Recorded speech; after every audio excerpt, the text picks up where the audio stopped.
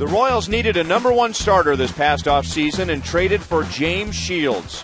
It was a popular move in Kansas City and very unpopular in Tampa Bay. Shields will try to hammer that opinion home as he faces the Rays next on Fox Sports Kansas City.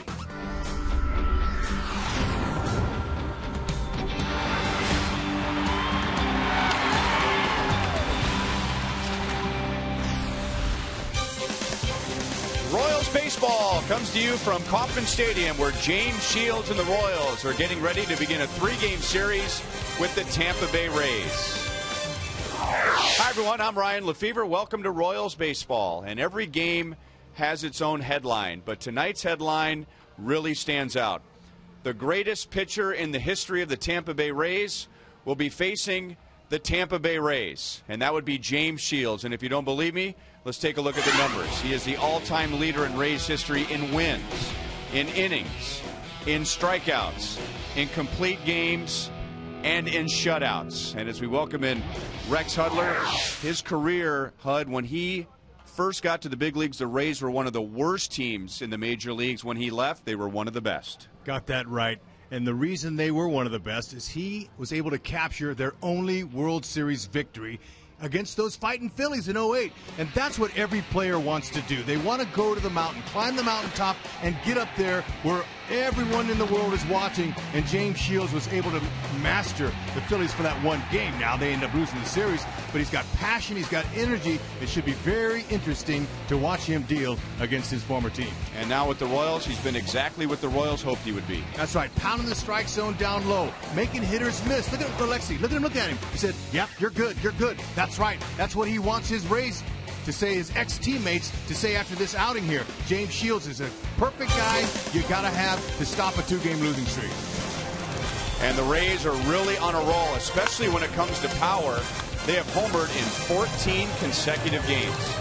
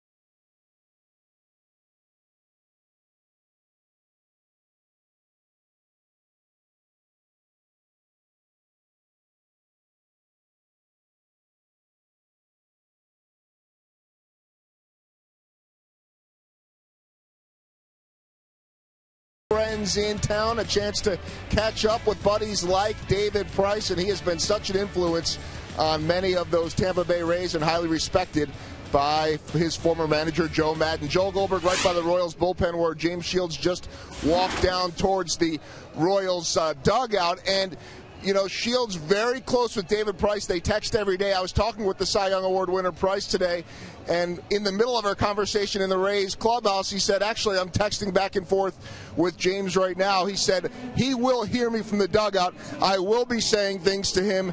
I will be trying to get after him a little bit. But in truth, I hope that he pitches 9 innings, gives up 1 run, and we beat them 1-0. His advice to all the young Royals that'll be coming up and pitchers, he said, watch everything that James does, the way he goes about his business, when things are good, when things are bad. He is a great teammate, a great person, and someone that everyone can learn from. But tonight, he is hoping that his Rays beat his good friend Shields.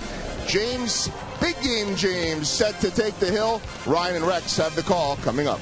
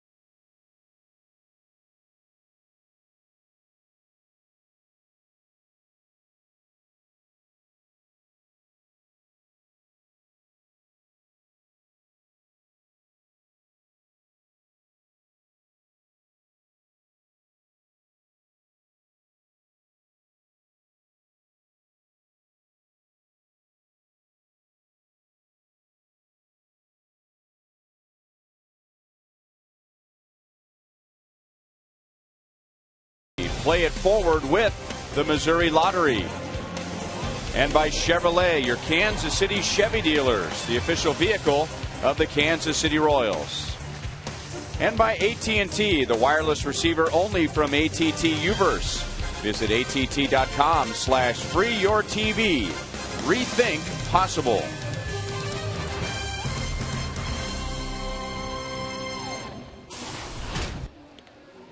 Tonight's game is brought to you in high definition by Time Warner Cable, the official TV, internet, and home phone provider of the Kansas City Royals. So James Shields, 87 career wins with the Tampa Bay Rays. Both sides are trying to downplay it, but it'll be a special night for Shields and the lineup he faces. And here is that lineup tonight, presented by Joe Maddon, who is in his 8th year as Rays manager. They have averaged 92 wins over the last 5 seasons. So Desmond Jennings leading off in center field. And we remember the days with B.J. Upton and Carl Crawford at the top of the order, and all that speed, all those distractions when they would get on base. Now it's Desmond Jennings and Matt Joyce. Evan Longoria has hit 6 home runs in his last 4 games. And for the Rays, they have 14 a streak of 14 consecutive games with at least one home run, and they have hit 25 in their last 13 games. And here are the numbers for James Shields. After 5 starts with the Royals, a 1-2 record and an ERA just a shade over 3. Yep. He's got that good, sinking, hard power fastball. He's going to sink it. He's got a nice overhand curve he'll use. You call it a slider, whatever you want to call it. He calls it a slider. It's got a good downward break and an excellent changeup that he'll use at any particular time. Elliott Johnson, he's starting at second base instead of Chris Getz. Getzy's okay. There's no health issues. I think Ned just wanted Elliott to face his old team, get it out of the way. So he's not angry. I mean, lots of guys want to face their former team, and sometimes managers don't let him play, and I think Ned just gave him a cookie. And a little check swing and a roller up the middle that goes off of Escobar's glove. So hopefully that's not a sign of things to come for Shields, as he got Jennings to go out of the strike zone, and he gets a check swing base hit. Oh, you know, you're going good. I'm sure George Hendrick, great hitter he was, is telling him, man, phew, I'd love to get some base hits like that. That's a beauty right there. Ball kind of came up on Esky. I'm not sure he would have thrown him out. Jennings can fly. He's a burner. He is 5th in the league in runs scored, so he's been getting on, and the Rays have been getting him home. And this is Matt Joyce. 4 home runs this year. He had 17 last year and 19 the year before that. Jennings has 5 stolen bases on the season. He's been caught 3 times.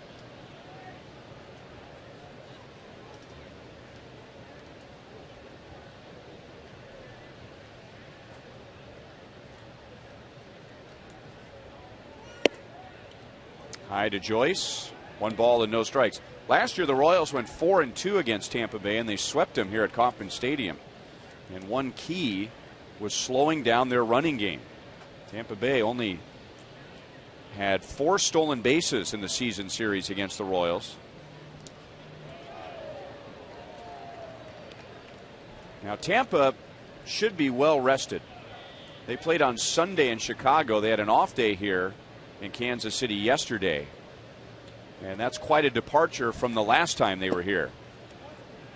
Last time Tampa Bay came to Kansas City was in late June. They had just played a day-night doubleheader. They got in at 3 a.m. There was no air conditioning at the hotel, and Alex Cobb was the starting pitcher, as he is tonight, and he took one for the team. Joe Madden just had to leave him out there, and he gave up 8 runs, and the Rays were very sluggish that entire series. 2 balls and 1 strike. Okay, as expected, Joyce has taken some pitches, giving Jennings a chance to look at Shields. We already saw that really nice pickoff move that James has. Quick feet. Gets on top and throws it hard over there to Hosmer. 3-1.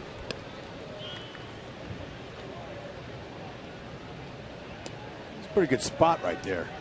That's right where James wants to stay. Power down through the zone. Strong wind here at the K this afternoon, blowing from the right field foul pole to the left.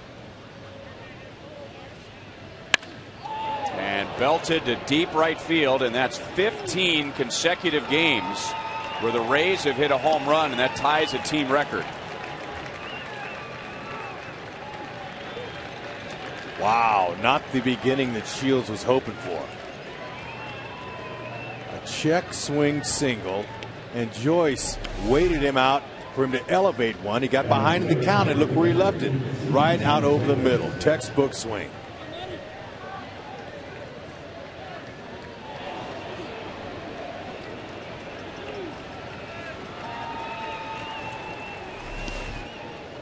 And it's not just Shields, it's the league having a tough time keeping the Rays in the ballpark. They've now hit 26 home runs in their last 14 games. And now Ben Zobrist jumps on the first pitch and hooks it foul. So 2 different approaches. You had Jennings getting after the first pitch, Joyce working the count, and now Zobrist jumping on the first pitch. Yep. James knows he's going to have his hands full. Maybe this is like the start he had in Philly, which really he recorded his only win, because he gave up 4 in the first inning and he settled down through after that. So he'll need some run support. But so far, nobody out. 2-0. To Francoeur in right field. Zobrist is the first out. James Shields was a 16th round draft pick of the Rays. You think about how good he has been, but he was not taken in the first round. In fact, 15 rounds later, but he had a stress fracture in his back and hardly pitched his senior season in high school, so he was drafted on potential. And that really panned out. 6 years later, he was in the big leagues. A year after that, he began a string of 6 straight seasons with at least 200 innings pitched. 0-1 on Evan Longoria.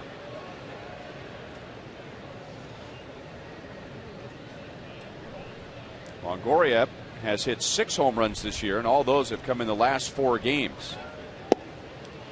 You know, if you check out Longoria's batting stance, he's open.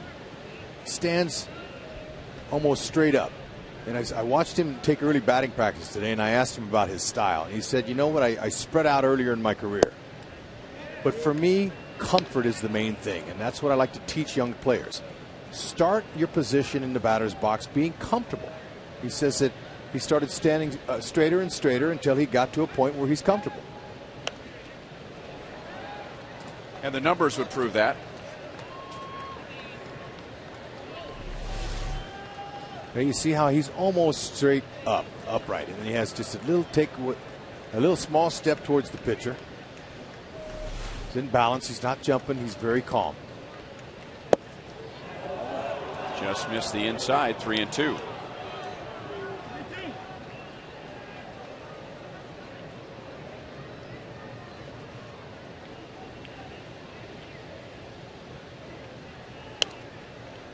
And we'll do it again. Okay, on a day like today, you're living dangerously when you're belt high. And the same will go for Cobb facing the Royals. You want to make sinker ballers get it up.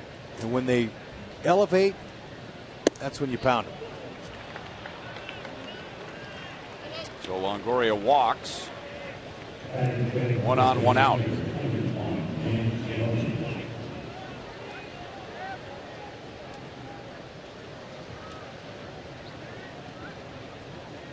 And now James Loney. Spent most of his career with the Dodgers. He was part of that big blockbuster deal that sent Adrian Gonzalez and Josh Beckett and Carl Crawford to L.A. Loney went to Boston and now with the Rays, and he's hitting .349. And he adds a really nice glove. He's a very smooth fielder. And he gets on top of one and hits it into right center, and it skips by Francoeur and rolls to the fence. Longoria will be held at third, and Loney has a double. And now the Rays have a single, a home run, a walk, and a double in the top of the first. It's because he's elevating. First inning is where you get pitchers in trouble. They're trying to gauge themselves. Obviously, Shields is elevating pitches. So have that good, hard two-seam sinking fastball working. Hitters usually let you know when you're missing.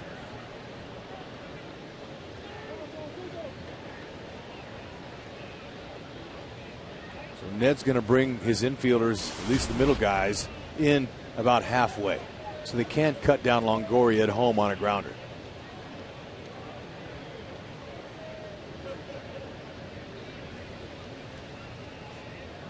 And Yunel Escobar swings at the first pitch. So 6 have come to the plate, and 4 have taken a swing at the first pitch. Okay, they've got their plan against James, and obviously it's get him early before you get to that changeup. So Salvi and Shields are going to have to start mixing some pitches up, especially early in the count.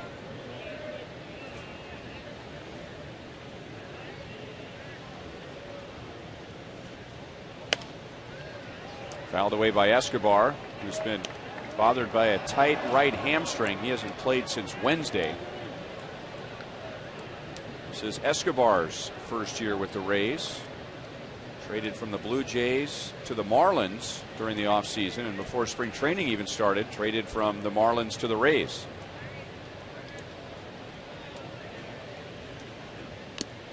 Got him to chase a pitch up, still 0-2.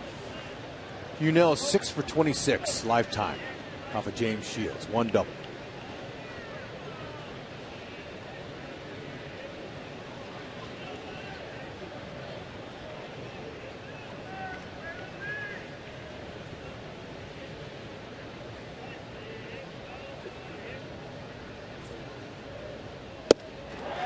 There's the changeup, and Shields' first strikeout. 2 down.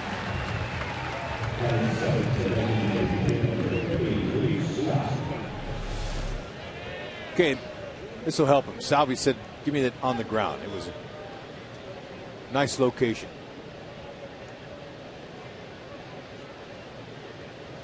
You know, Luke Scott and Unell Escobar are the guys with the most career at-bats against James Shields, and Luke Scott's 12 for 37 with a homer and 4 doubles. Now we show you his numbers last season because this is his first game tonight. He's got off the disabled list. He started the year on the shelf with a right calf injury. 7th time in his career he's been on the disabled list. Ball 1. Scott is the DH, and that's a spot in the batting order where Joe Madden will shuffle guys through the DH. He used 13 different designated hitters last year. And the Royals think he's going to pull it to the right side.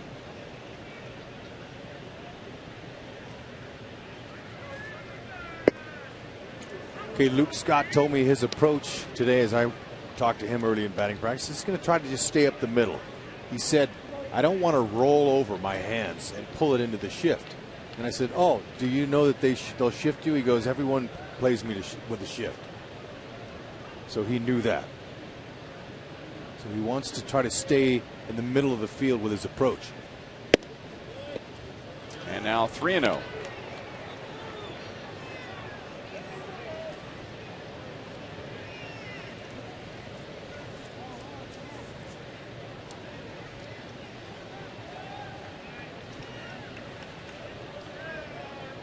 Luke Scott has good power. He's hit as many as 27 home runs in the big leagues.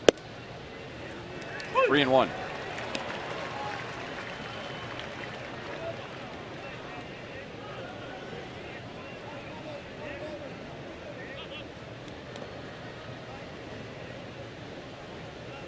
Jennings opened the inning with a check swing single.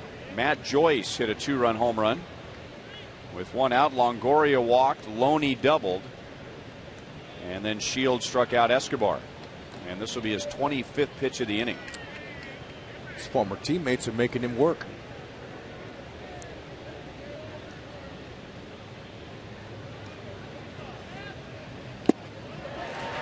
Three and 2.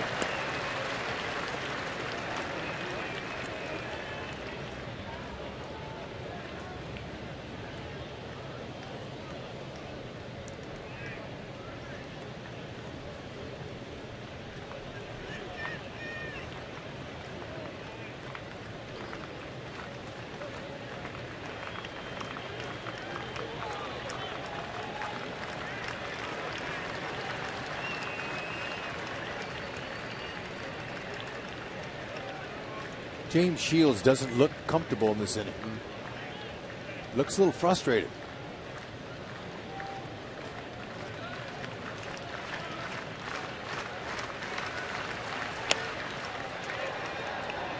And that'll be backing out of play.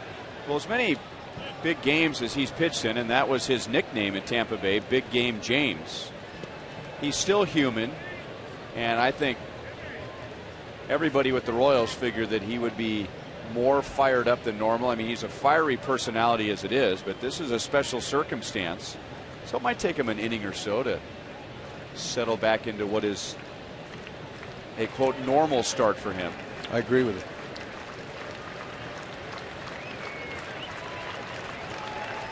Big pitch right here coming.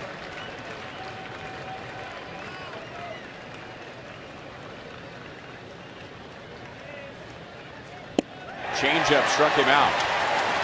So he finishes the inning strong with back-to-back strikeouts, both on the changeup. Matt Joyce with a 2-run home run gives the Rays the lead.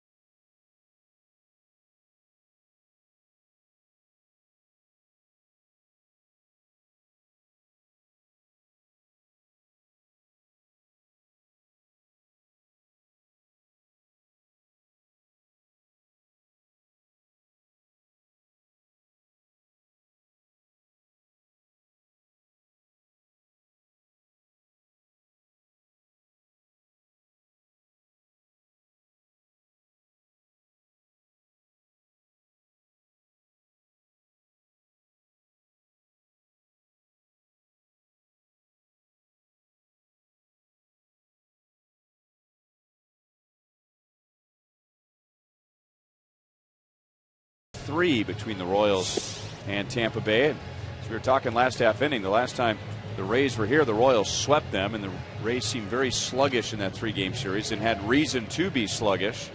Alex Gordon hit the Rays here. He also hit him in Tampa Bay. And Alcides Escobar, 7 out of 9 in the series here, and ended up hitting .429 against Tampa Bay. So trying to get the top of the order going. And as we talked about in the first inning, Ned Yost putting Elliott Johnson at second base, going up against his former team. And Ned was saying that he doesn't go way out of his way to do it, but if there is a chance to match up a player against his former team, that's what he will do.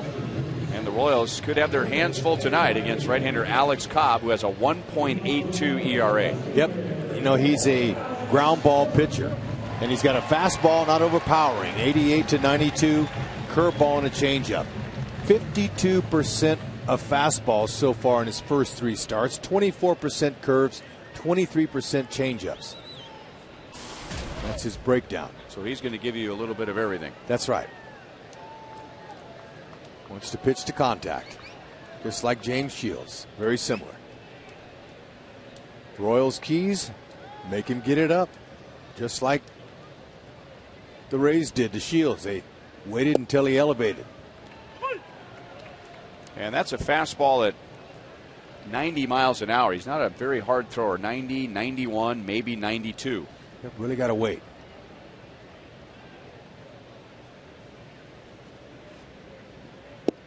There's the curve. No balls and 2 strikes.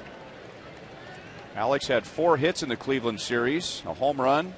He drove in 2, but he finished 0 for his last 8.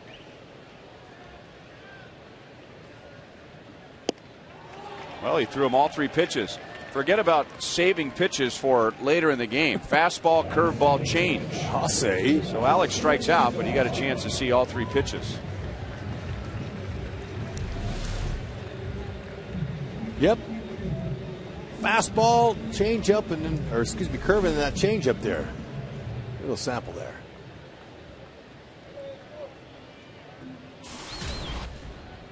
And now Escobar, also 4 hits and a home run in the Cleveland series.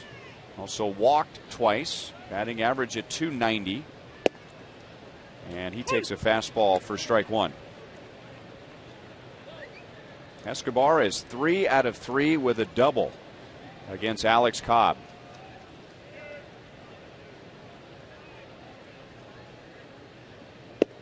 So again, last year the Rays came to town after a day-night doubleheader. Their bullpen was running on fumes, and Alex Cobb took one for the team. Joe Maddon told him, look, we got a bullpen situation here.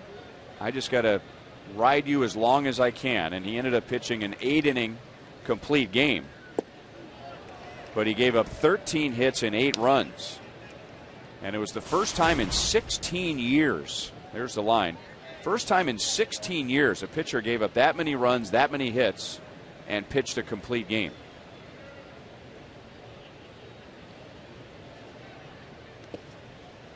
Three balls, 2 strikes. And Hud, you mentioned he wants to do what James Shields does. And that's not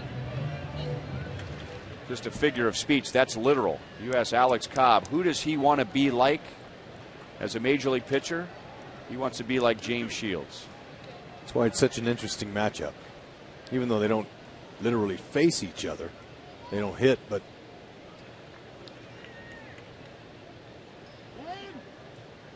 Escobar trying to slow him down.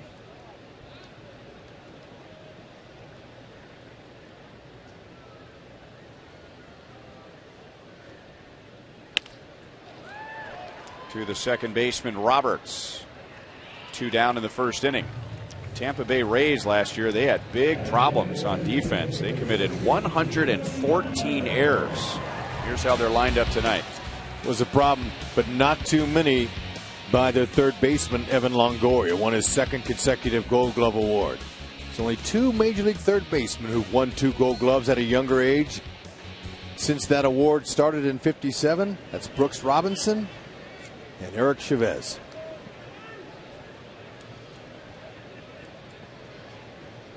He's got a good arm. Ball 1-2, Billy. Cleveland Indians made sure that Billy Butler would not beat them in the 4-game series. Billy had 3 hits, and they walked him 5 times.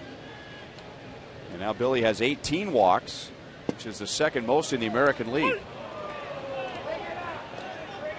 Billy not very happy with that call. The home plate umpire is Dan Bellino. 1 ball, 1 strike. Okay, as long as he calls both ways. James got squeezed a little bit in that first inning, but that late movement caught the corner.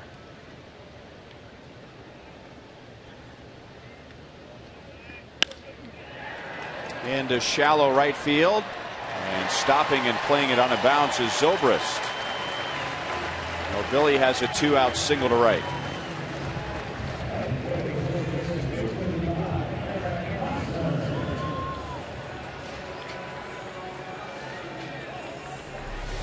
Got in on his hands, but when you're strong like Billy, you can fight those off.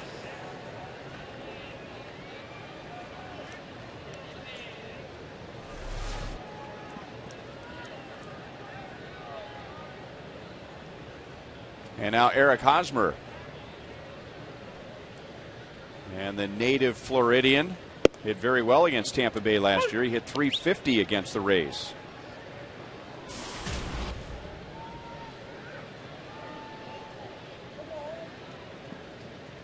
Hosmer 3 for 7 against Cobb lifetime with 1 home run. Maybe the familiarity might turn into one here or sometime, because the Royals desperately seeking a little bit of pop from that number 4 spot. Haven't seen it. And for a guy like Cobb, who's mostly a control guy, a lot of strikes, those guys give up home runs because they're always around the plate. Well, he's allowed 1 home run in 30 1/3 innings this year.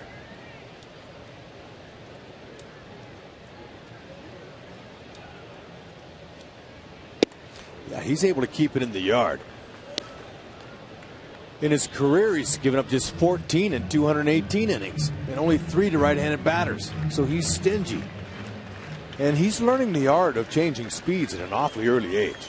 I mean, to be able to keep big league hitters in the yard when you're not above 90 very often, you got to be really good with your location. Late movement and a late call by Dan Bellino, so he got a longer look at it and decided it was a strike. And Cobb strikes out 2 in the first inning.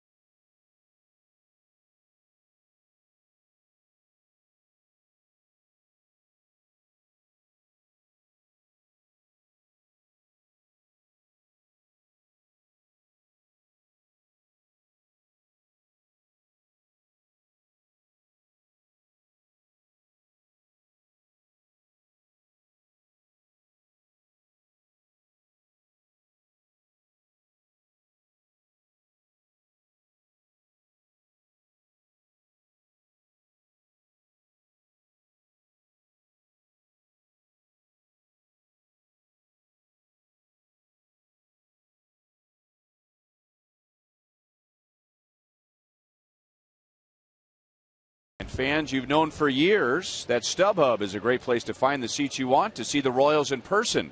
Now they've added StubHub fan rewards. You can earn a little extra with your tickets, like seat upgrades. So head to StubHub and get your Royals tickets today. HUD? StubHub. Jose Molina, followed by Ryan Roberts and Desmond Jennings. Matt Joyce hit a 2-run home run in the top of the first for Tampa Bay. 1 ball, 1 strike. So now Shields pitching to a hitter that was his catcher last year. It's always interesting listening to that debate. That's no swing, according to Ted Barrett. Now, you ask a pitcher, he had no intent, so that's not a swing. If you ask a pitcher, does the catcher have any advantage if he's caught you before? Normally the pitcher will say, yeah, of course he does. I mean, he knows my tendencies. He knows my patterns. He knows how the ball comes out of my hand. You ask the catcher if he feels he has an advantage facing a pitcher that he used to catch. Oh, no, no, no, no. It's a completely different experience standing at the plate than it is catching him. Well, I'm going to say it's easier to catch a pitched ball than to hit one. Especially when it's James Shields. Got that right. Now, most hitters have a shin guard on their leading foot and on their ankle. I haven't seen too many guys with a shin guard, a protective right above the right knee. However, he did take a foul tip off of that a few games ago. Johnson backhands, throws to Hosmer for the out.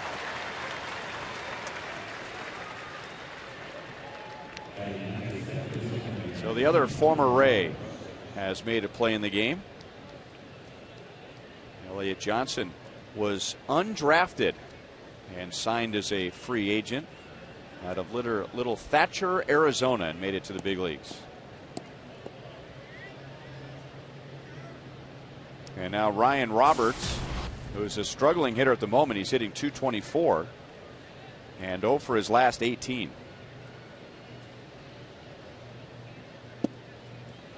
Down and in, ball 1.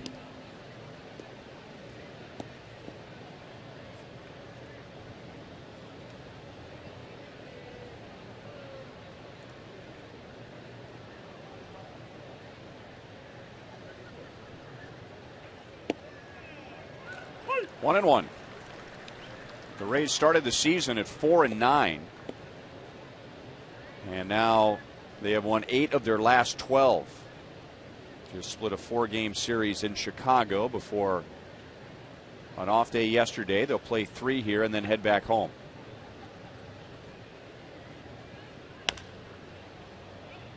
One ball, 2 strikes. The Royals have already assured themselves of a winning month of April. They are 13-10. Would love to finish at 14-10. And the Rays need a win tonight to finish at 500. They are 12-13. Ryan Roberts hitless in his last 18. Looking for something. Wow. That will make Eric Hosmer a little upset. It didn't hit the grid, but it was close. Hosmer was just rung up for the final out of the bottom of the first. And now the Royals dugout is chewing on Dan Bellino. And that's what you just talked about last inning. You know, as long as he's calling those pitches for both sides.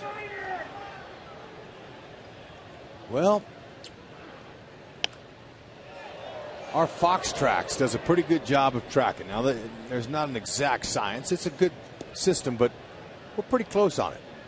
What we do for the viewers out there. There's the Fox Tracks. That's where you want to be on the outer edge and stay out of the middle if you can. And he got a pitch up and turns it into a base hit. So perhaps given a second life in that at bat, and Roberts ends that 0 for 18.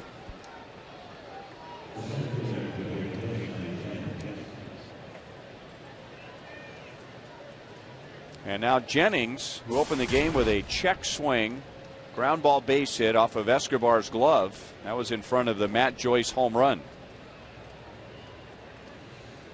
How about this young man? Joe Madden told me before the game, I asked him, who are your best athletes? He said Jennings is the best. And he's got some good ones on the team. But Jennings could become one of those rare power speed guys that might make them forget about B.J. Upton.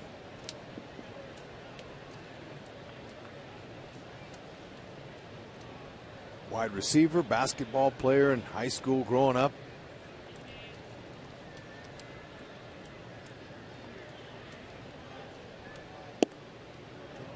Didn't get that call. Jennings hit 13 home runs for the Rays last year.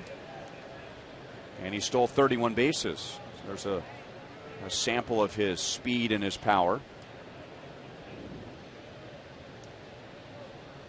Batted just .246. You know, and he only got caught twice last year too.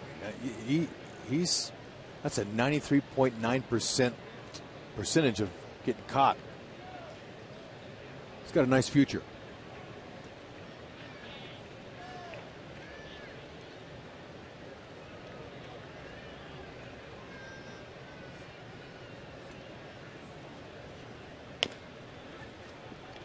One and two.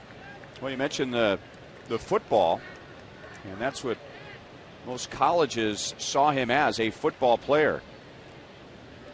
And pretty good scouting by the Rays. They drafted him out of a community college in Mississippi in the 10th round, and a few years later he was their #1 prospect.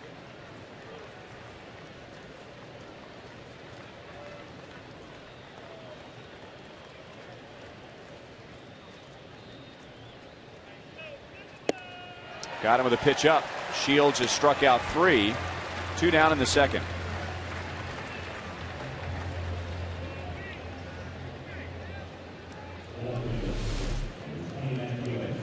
Okay, raise that eye level a little bit. Kind of surprised Jennings.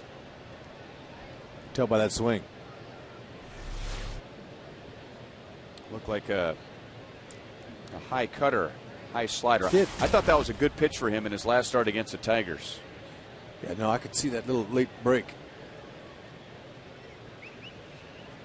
And now Matt Joyce, backdoor breaking ball for a strike. He had a 2-run home run in the first inning. his 5th of the year. Back-to-back high-profile starts for Shields. On Thursday, he was going up against Justin Verlander in Detroit. Royals ended up winning that game. No balls and 2 strikes. Going 8 innings, out pitching Verlander, giving up 3 runs, 110 pitches, and very typical of James Shields. He finished strong. He retired the last 10. Joyce strikes out, so Shields gets him this time around. 2 more strikeouts in the second. He has 4. Tampa Bay has a 2-0 lead.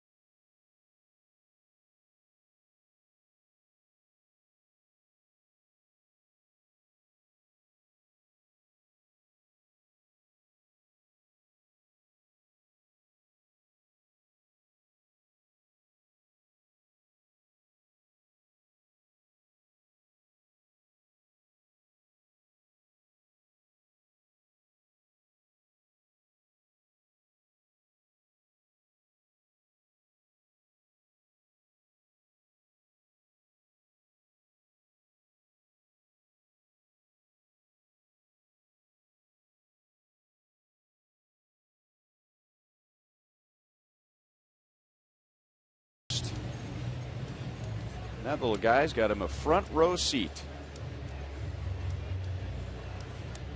Got him a little something to chew on too. That helps. Is that like a popsicle, or is that one of those glow light things? Nah, it can't be a glow light. It's got to have a little bit of sugar in there for sure. Oh, okay, there you go. It's got a little straw on the end. Oh yeah. He's fired up.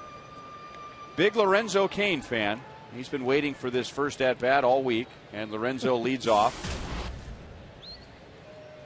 Lorenzo said he'd like to be a little bit more aggressive. Get back to low Cain. That's what he told me.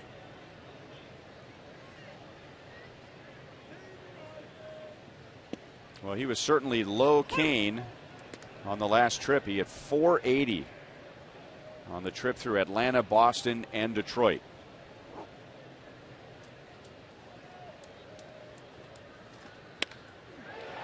Stroke to center. The wind will push it, but Jennings makes the play a few steps in front of the track. 1 down.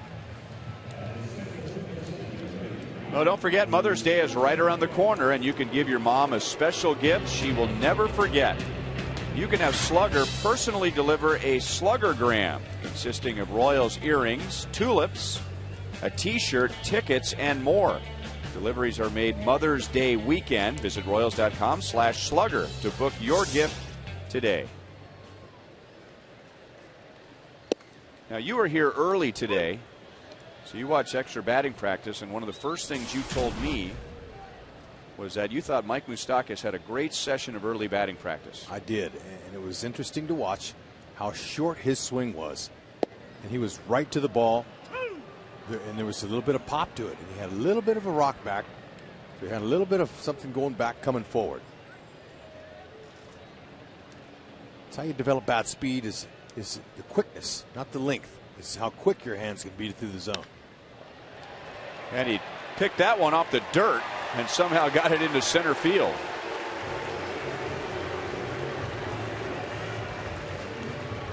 So down in the count 0-2 with a pitch that wasn't a strike, and Moustakas is 1 for 1. Yep, pulled out his 9-iron. Okay, good head position. Nice eye position there.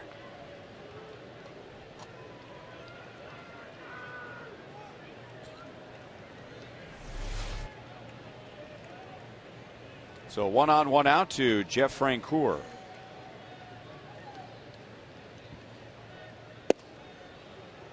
Fastball at 90 is in for a strike.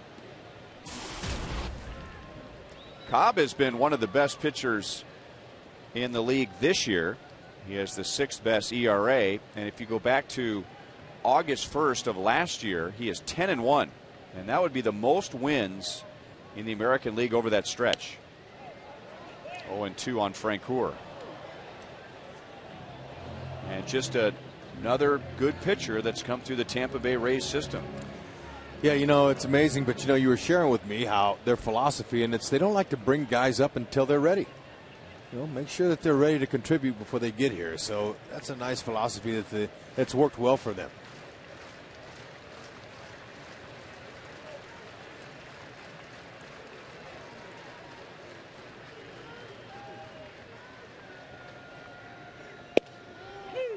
Got the call over the outside. Dan Bellino's heard a lot of griping from the Royals side and not much griping from the Rays side. The Royals feel like the strike zone has been favoring the Rays over the Royals. 3 strikeouts for Cobb and 2 down in the second.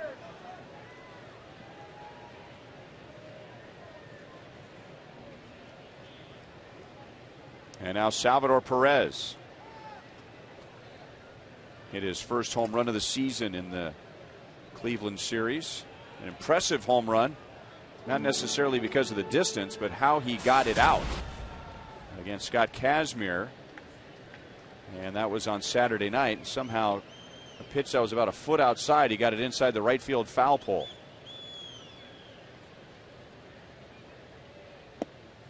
And that's the first pitch out of the strike zone this inning from Alex Cobb. Ball 1-2 Perez.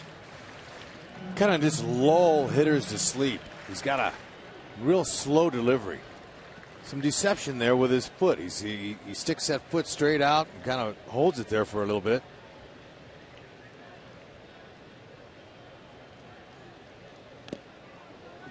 One and one. Okay, there was a little slide step, thinking Moose might be trying to rip a bag off.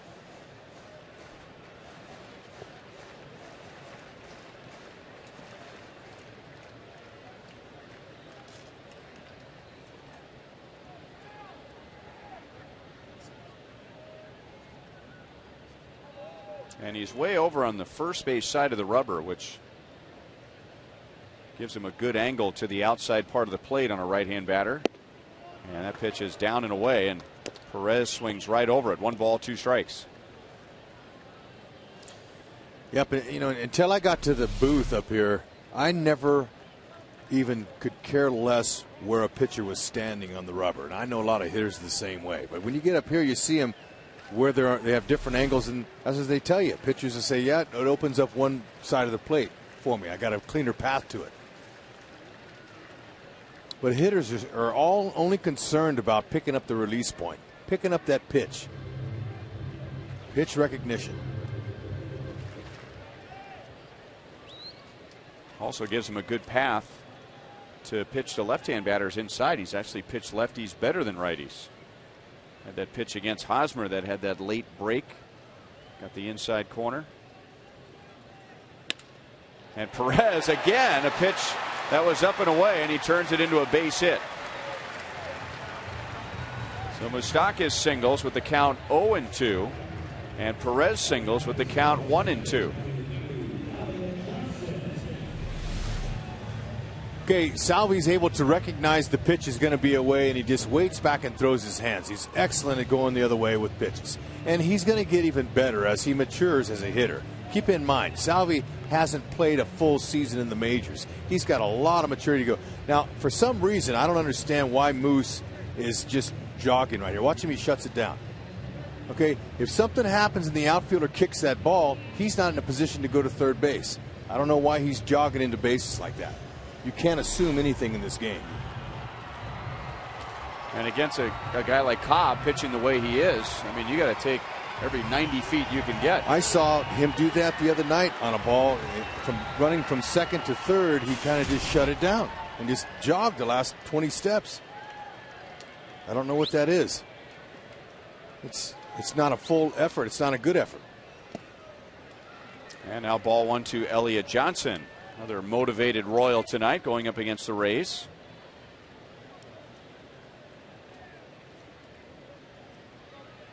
An undrafted free agent. Now that's very common for a foreign player because they're not subject to the draft. But for an American-born player, that means he was taken after the 50th round, after the draft, and still got to the big leagues. Joyce makes the play in left field. The Royals get 2 hits against Cobb, but are held scoreless, and Tampa Bay leads 2-0.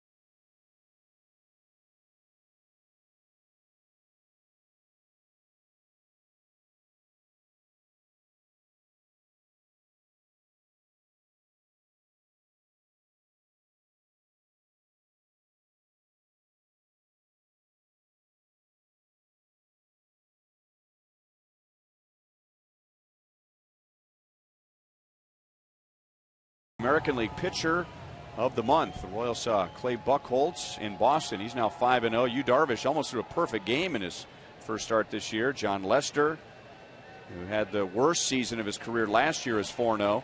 And Matt Moore of the Rays, 5-0, a 1.13, and the Royals will miss him in this series. Who's your choice there? That's really a hard pick.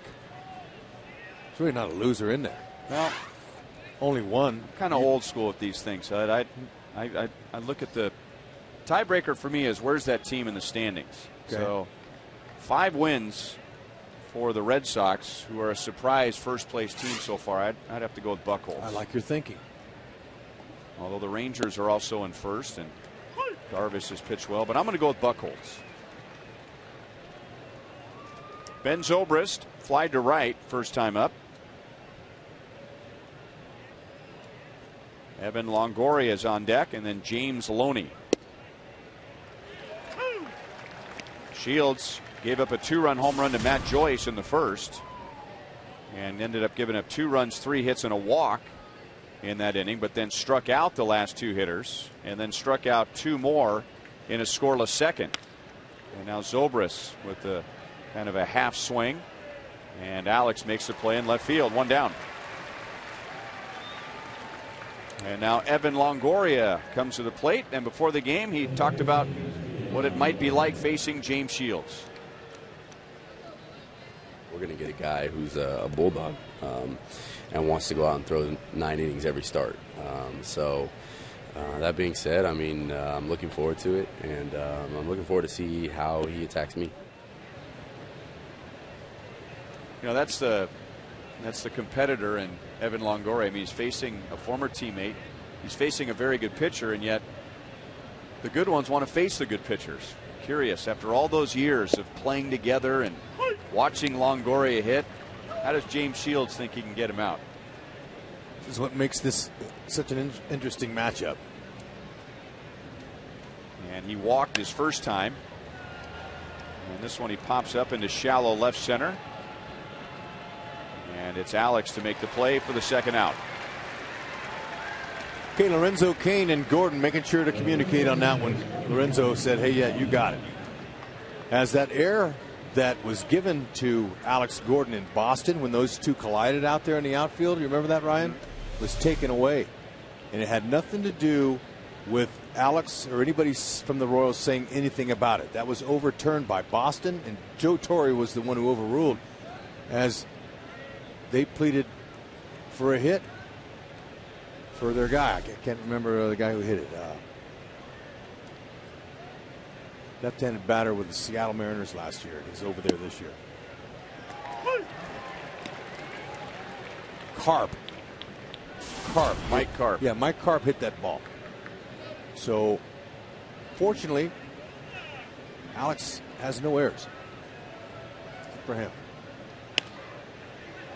And now 0-2 on Loney. If I'm correct in the process, the official score has 24 hours to change his mind. And if he doesn't, then the team can appeal to the league and send in the video, and the league has the option of overruling it. And in this case, as you said, Joe Torre did. But you know, before that, I asked Alex about that play and the communication between him and Lorenzo, and he took the full blame for that. He goes, that was my fault. And there aren't a lot of seats, obviously, in left field at Fenway Park, and the seats that are there are way on top of the green monster, 37 feet high. But the sound gets trapped up against that left field wall. How about Loney? Spins it off the end of the bat for an infield single. And I've heard outfielders say before that all that sound at Fenway goes up against the monster, and it kind of echoes. And there are a lot of problems. There have been a lot of problems over the years with left fielders and center fielders. Yep. Now, a typical comment in the dugout would be on Loney's hit right there, he must be living right. Because there's been 2 hits like that so far from the Rays. And every hitter that ever lived will take that. They won't say, oh, that was cheap. Yeah, I really didn't want that hit.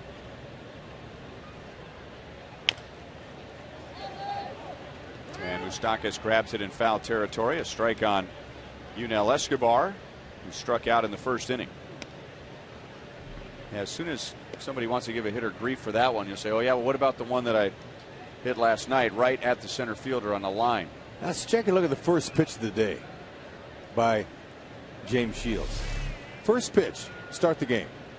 Oh, I didn't really want to do that. Oh, but yeah, I did. That got through. That's a knock. Okay, and then there's Loney's. That's a full swing. Yeah, and did you see his reaction out of the box? I got a knock. He knew it. I got one coming. He knew Moustakas was way over to the right. The closest person in uniform to that ball hit by Loney was the third base coach. Moustakas backs up to get a chest high hop, throws high, and Hosmer stretches into foul territory to save it. And after giving up 2 in the first, now Shields has 2 straight scoreless innings.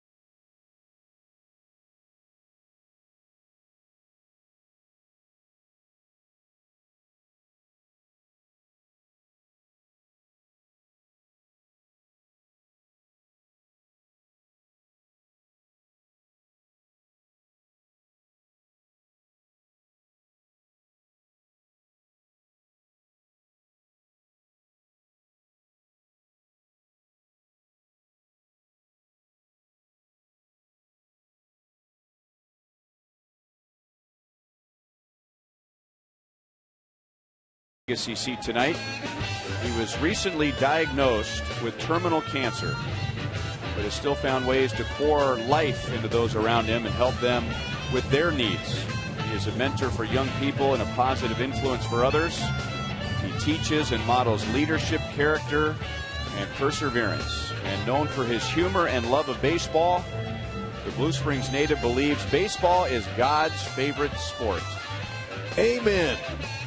And I'll tell you, if you have a chance, folks, go to the Kansas City Star website, and under the tab that says search Joey Butler. A few weeks ago, a wonderful story was written about him, and it will inspire you. Top of the order, Alex Gordon, Alcides Escobar, and Billy Butler. 2-0 Rays. 0-2 on Alex. The other Alex Cobb, has thrown 31 pitches so far, 25 strikes.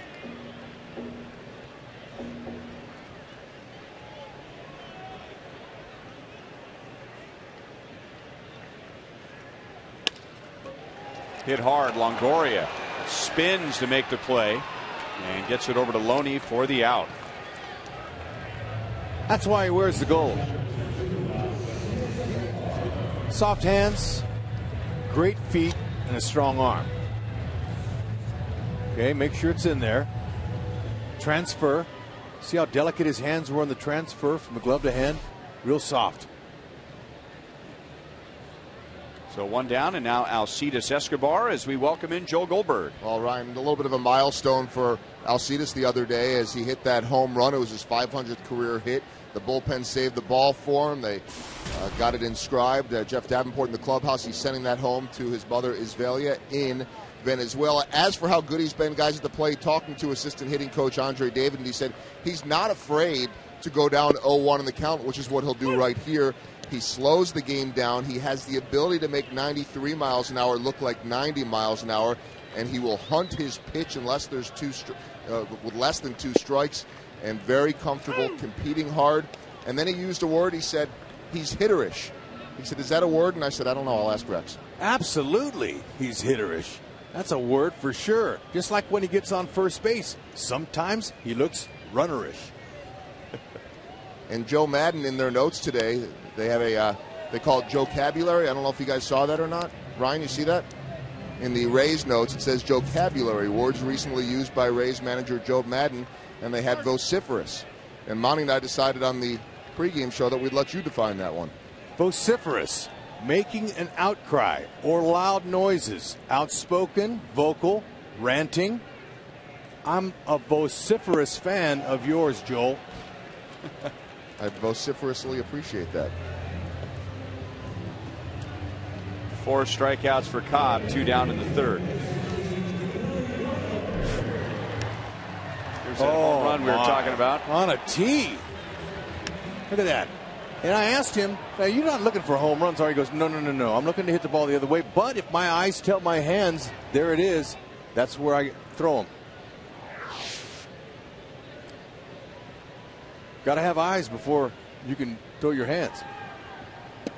Got to see it. 8 pitches, all strikes in this inning from Alex Cobb. Billy singled to right against Cobb in the first inning.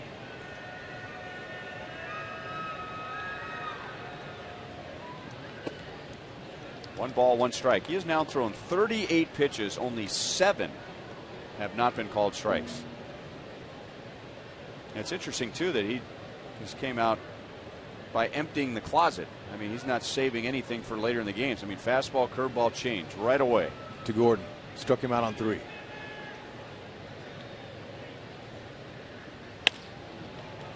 Billy hits the curveball to the right side. Roberts will throw him out. 3 scoreless innings for Alex Cobb with Tampa Bay out in front 2-0.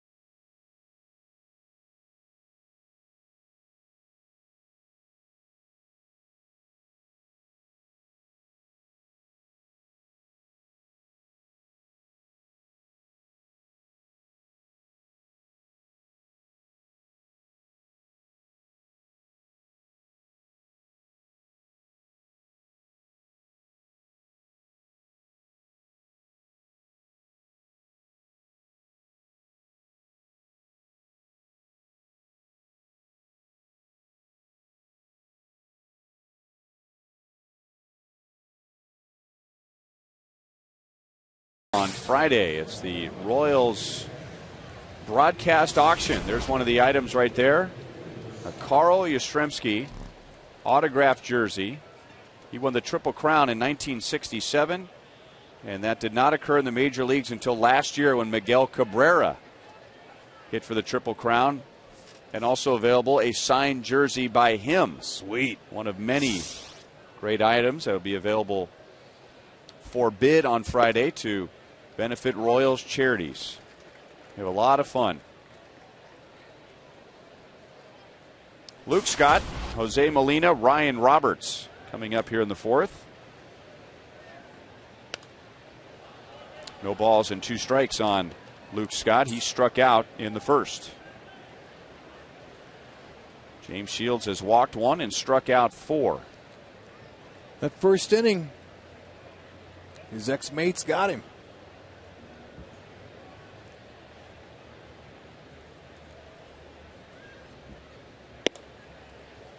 One and 2.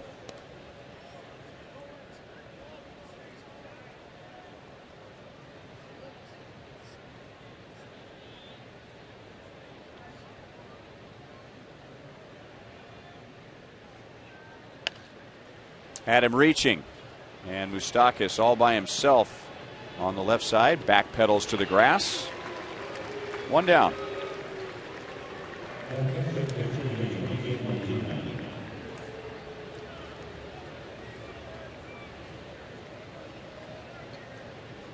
And now Jose Molina.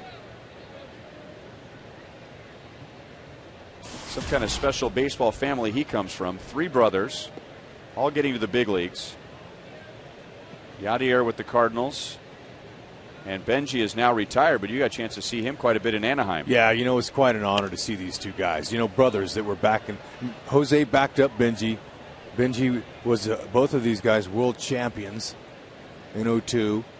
And then I kept asking Benji, who's better, you or Jose? And he goes, I have a younger brother, Yadi, who's going to be the best. And I said, really? He wasn't in the big leagues yet. So, like Benji said, Yadier, the rest is history. He's a Gold Glover, a great hitter. I mean, impressive. And all 3 of them are world champions. That's unheard of, to have 3 brothers that are all catchers in the big leagues at the same time, and they all wear rings. Yachty's got a couple.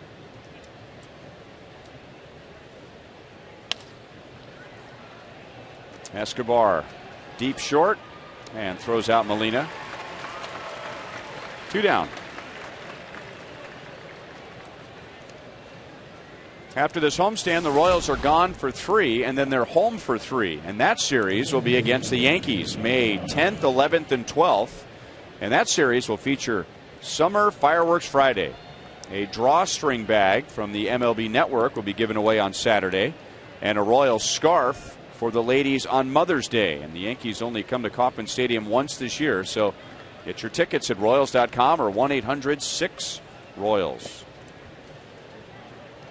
Ball 1 to Ryan Roberts, who was able to survive a couple of borderline pitches. The calls went his way and ended up singling to left, and that was a big load off of his shoulders. He had been 0 for his last 18, and now he hooks it foul. 1 ball, 1 strike.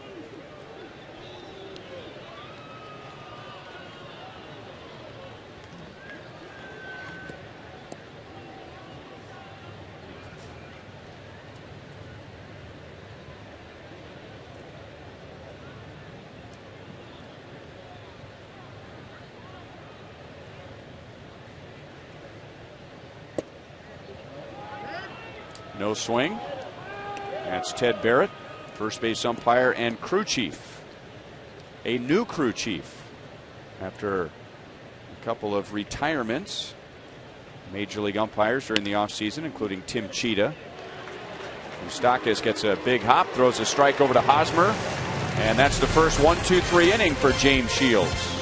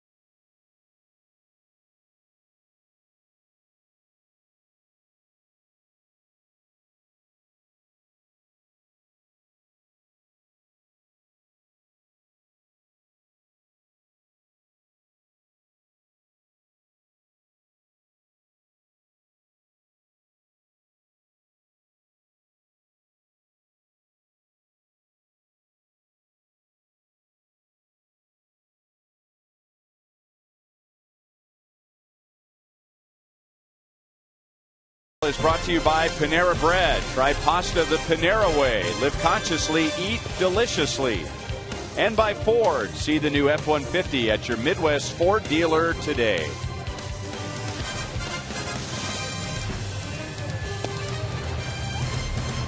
Warm today, as it was yesterday. Warm tomorrow, and then look out. There's some winter-like weather by Thursday. And by the way, we should mention that school day at the K has been postponed. That was scheduled for the day game with the Royals and the Rays on Thursday, but because of the forecast, that has been moved to June 12th. So June 12th will be school day at the K. Strike to Eric Hosmer. Although that would have been a good day for the kids to come out and get a weather demonstration on Thursday. Early May rain mixed with sleet and snow. Whoa. Broken bat. And Longoria throws out Hosmer. One down in the fourth. Eric is 0 for 2.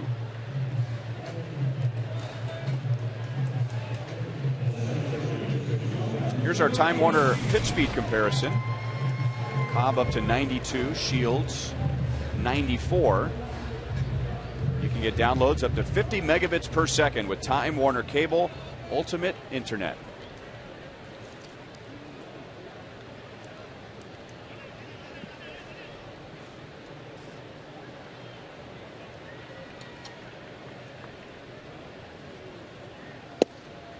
Strike over the outside. Lorenzo Cain flied to center in the second inning. There's a lot of deception in Cobb's delivery. May not look like it, but there is. He's got a pause right there, a slight pause there, where he breaks his hands and over his knee when he comes up over the rubber. But that first pause is a slow one. Watch him. He'll slow.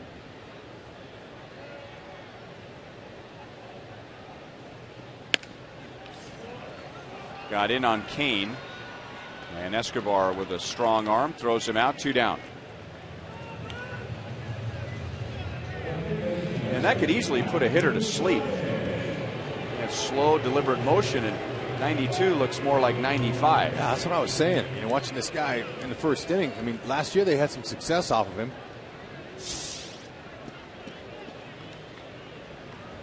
And he has a lot of quick innings, as he has tonight. He hasn't thrown more than 16 pitches in an inning and averaging 14 pitches per inning. Good movement on that pitch. 0-1 to Moustakas, who hit a ball that was about an inch off the dirt into center field for a single in the second inning.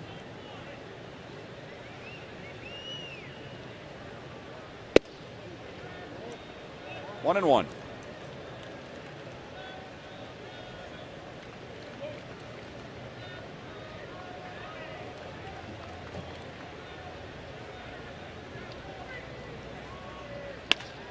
And that's hit hard, but a nice play at second by Roberts. That ball turned him around, and he throws out Moustakas. It's an 8-pitch inning for Cobb, and he's retired the last 7 Royals.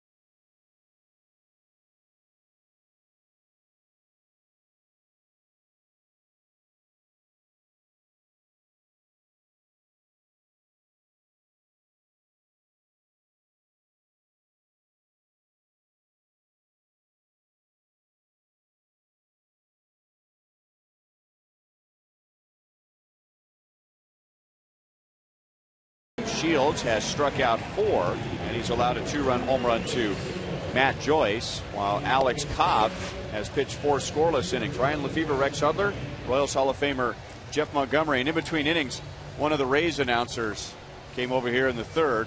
Now they know James Shields better than we do, and they said he really looked fired up in that first inning, didn't he? He did look fired up, and I heard you guys talking about balls getting up, and just the electricity that had to be going through his body during that first few at bats against his former teammates. A lot of good friends, I'm sure, on this team from all the years he spent with these Rays. And in that first inning, he gave up a check swing single to the man who's at the plate now, Desmond Jennings. Then Matt Joyce hit a home run with 1 out. Shields gave up a walk and a double. So the Rays were all set up to score more in the inning. And then Shields struck out Escobar and Scott, and Tampa Bay hasn't scored since.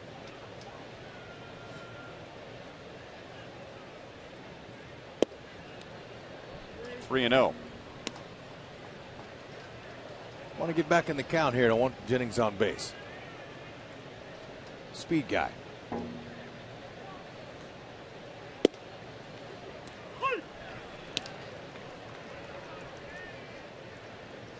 Jennings scoring on the home run by Matt Joyce in the first inning. So he scored 21 runs this year, 4th in the league, doing his job as a leadoff man. And Shields does get back in the count. 3 balls and 2 strikes. Trying to make him earn it. No free passes. Shields has given up 1 walk. Popped up. And Francoeur comes sprinting in from right. Now Johnson had his hands to his sides, and Francoeur may have taken that as if he didn't see it. Yep, he's got charge. He took charge though. I like that. All right. Yeah, you're right. That's the sign right there. I don't see it. Frenchie did. And it is that time of night where it's not quite light enough. It's not quite dark enough yet, and the ball can be lost in the sky. And now ball 1 to Joyce. Yeah, you really got to focus when that ball goes up. Usually infielders will point it out. They're first to see it. Hosmer backhands down to his knees to get Matt Joyce. 2 down. All right, Monty, we set something up for you here. That's a little split screen between Alex Cobb and his protege, James Shields. Well, Alex Cobb is actually a little mini-me of James Shields. He's learned a lot from him. We had a chance to talk with Brian Anderson, the former Royal pitcher and now Rays announcer, about the similarities. And James Shields really has left his fingerprints on this entire Rays staff, but no one more than Alex Cobb. He's worked with him a lot. He showed him that spike curveball. He's really has that mix. I heard you talking earlier. He's about a 50% fastball guy. Then he's got a curveball and a changeup that he splits as well between his mix. And that curveball, that spike curveball that James Shields taught him, has really been an effective pitch for him and allows him, instead of just being a get-me-over pitch, it's a finish pitch for him. 1-1 on Ben Zobrist.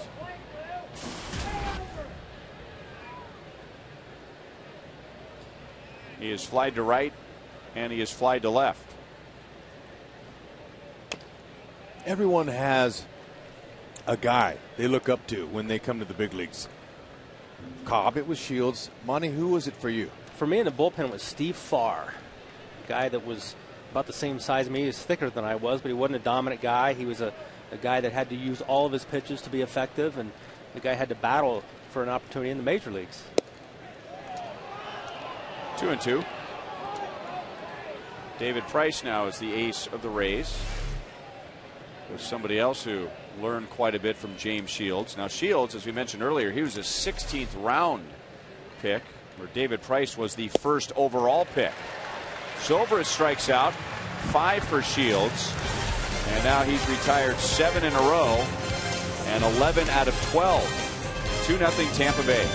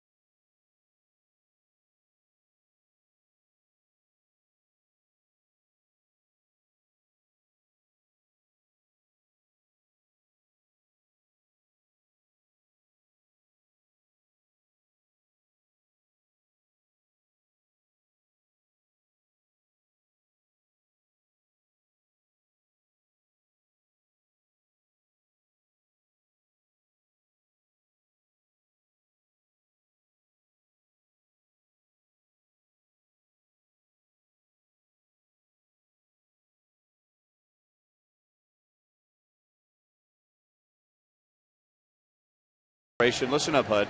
Okay. That's coming up on Sunday, Cinco de Mayo, Royals and the White Sox. And we hope you'll join us before the game for singing and dancing in the outfield experience, as well as a salsa contest featuring local Mexican restaurants showing their best recipes in the outfield experience.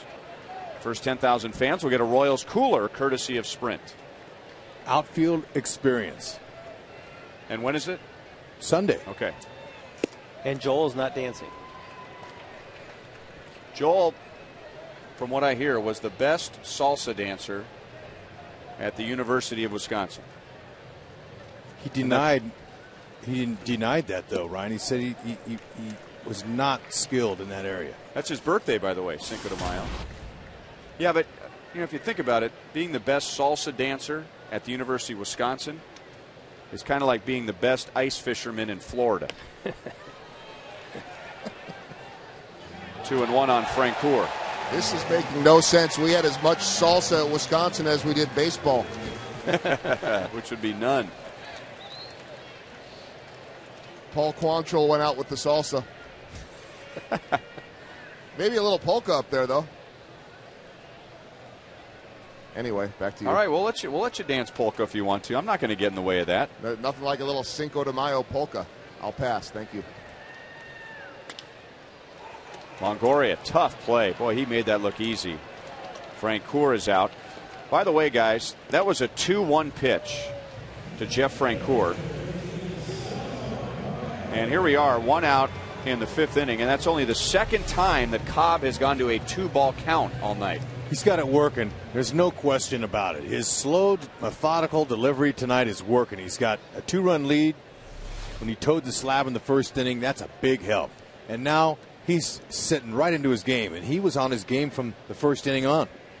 One thing I really like about Cobb, he just really stays within himself well. He doesn't try to overthrow the ball. He understands what his strengths are and its location. It's tricking the batter. He's got 3 very quality pitches, and he's used them very, very effectively. So when you see a guy cruising like this, sometimes you got to break up his thing by maybe bunt for a base hit or get some. When you do get a guy on, move him. Put a little action on, a little hit and run or something. I mean, that's how you're going to kind of get him off of his game.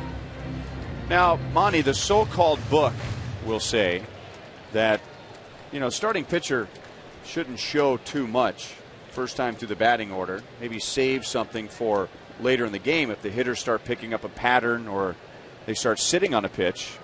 2-1 on Salvador Perez. Now, here are the first three pitches that Cobb threw to Alex. Well, he throws the entire kitchen sink at him. He's going to go with the fastball, little spike curveball, and he's going to strike him out on a changeup. So he showed Alex all 3 of his pitches in the first at bat of the game, and I know that's something a lot of pitchers probably would maybe not want to do, but I know from my experience that was something that made me better if I could show the hitter all of my pitches early on. Perez grounds out to short, 2 down in the 5th inning. To get in their head that, boy, this guy's got a lot of pitches? Is that the thinking? Exactly. It showed the hitter that I felt confident in throwing all of my pitches. And normally it was a fairly close game that I was going to be pitching in. And if I come in and throw a first pitch changeup to a left-hander, now that's in the back of his mind that, hey, he may come back with this even if he's behind in the count because he's not afraid to throw the pitch. And now Elliott Johnson, who's 0 for 1. Now, you're just talking about your days as a closer, though, not earlier when you were a starter. So you didn't have to face a guy twice in one. Well, hopefully you didn't have to face a guy twice in the same game, right? I usually would not because, there was a lot of trouble brewing. Mm-hmm. And Johnson gets a base hit to left field. So that snaps an 0 for 13 for him. And, that feels good against his former team. Okay, he waited him out. He got him a pitch elevated, and he saw it. And took his hands to the ball, and his hands stayed inside of the ball. He was able to shoot it that way. Okay, there it was. Short and quick.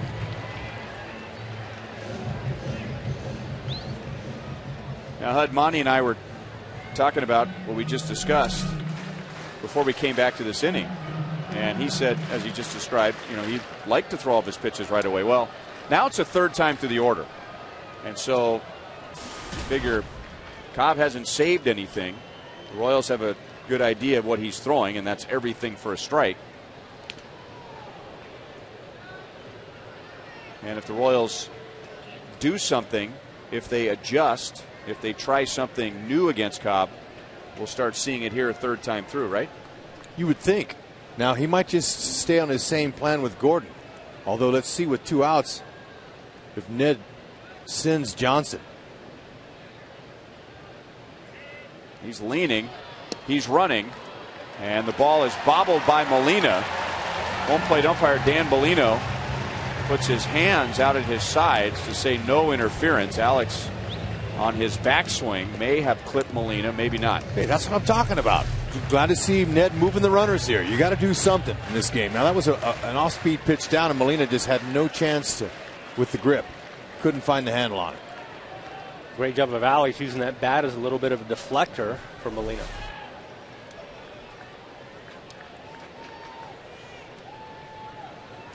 Second time tonight the Royals have had a runner at second base.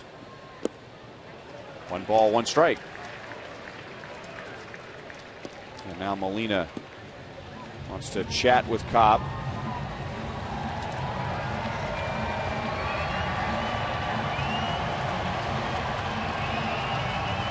Typically, what's that conversation about? I'm not talking about Escobar and Johnson. I'm talking about Molina and Cobb with the count 1 ball, 1 strike. Well, I think he's just going to tell him, trust your stuff. You know, you've been really in command of this game tonight. Don't get away from your plan. Let's just go right at this batter. You got a 2-run lead. The guy on second base right now cannot hurt you. Okay, look at how they're playing him. There's a lot of little lanes here for Alex to hit in. As Unell is sitting right up there trying to play him to pull, and it looks like Alex was trying to pull that. And it was a changeup. That was the pitch that struck Alex out in the first. 1-2.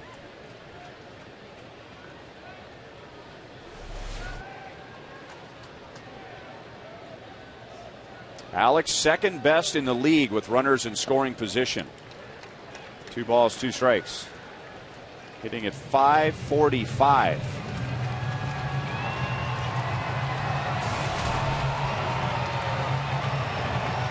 Telling you the way Cobb's dealing, sure would be nice if he could get his team on the board here with it. Some kind of knock. Hopefully to the outfield, not an infield. They got to get a run home.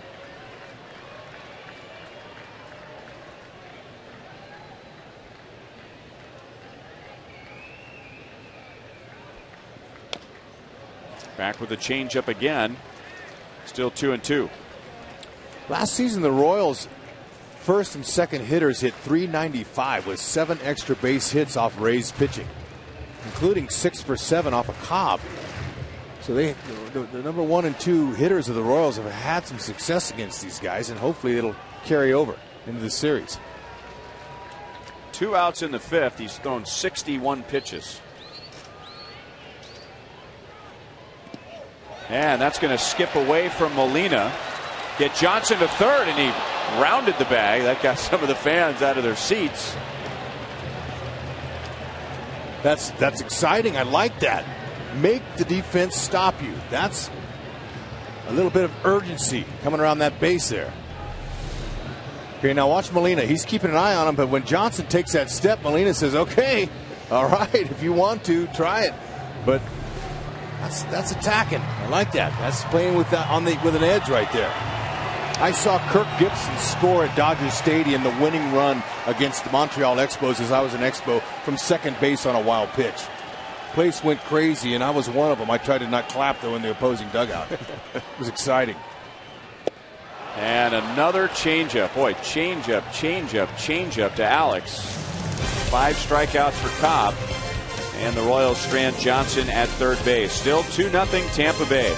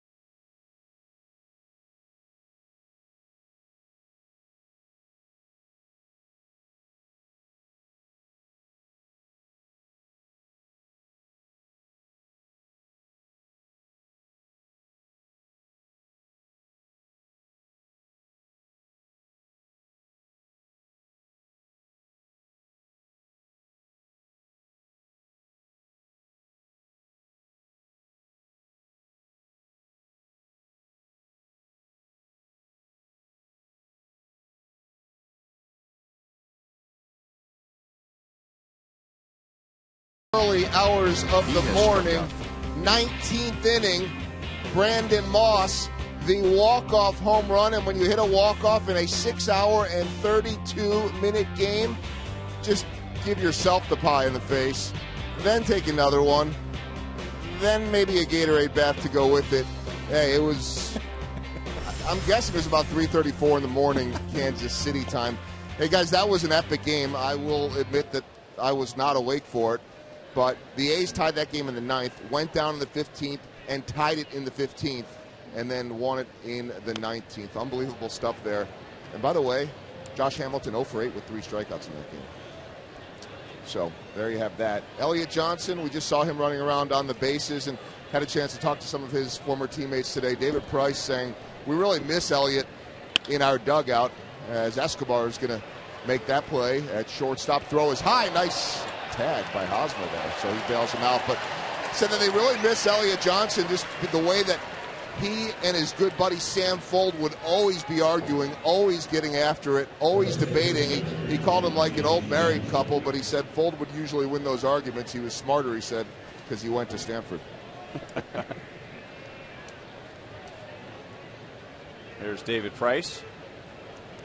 Royals will not see him in this series. Tomorrow, Jeremy Hellickson, and then on Thursday, Roberto Hernandez, formerly Fausto Carmona. Loney skies it to center field. Kane hardly has to move. 2 down. And now Shields has retired 9 in a row, and 13 of the last 14 going back to the 2nd inning. Reminds me of his only win of the season in Philly. Gave up 4, but his teammates came back and scored some runs on him. Cobb's being really stingy as far as allowing base runners. Rex, I think tonight if it's going to happen, it's going to happen off their bullpen, the way Cobb's throwing the ball. They got to get to that bullpen. Well, his pitch count at 64, I mean, gosh. He might pitch the first couple innings tomorrow night. He will certainly be available. He's cruising. And now Escobar, the Rays Escobar, 0 for 2. No balls and 1 strike.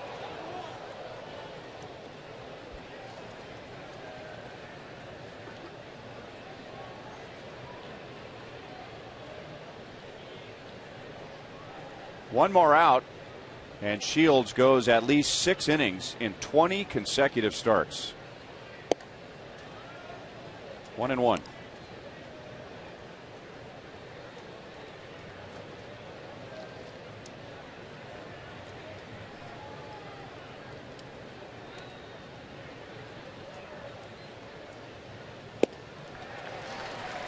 One and 2.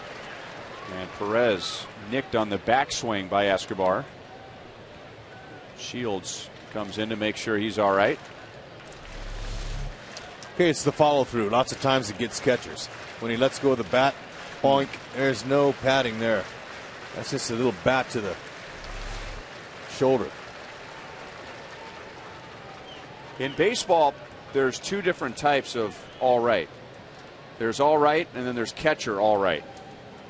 The beating that they take, I mean, for him, that hurt, but he's been stung worse than that already this year. Just another lump. Still 1 ball, 2 strikes.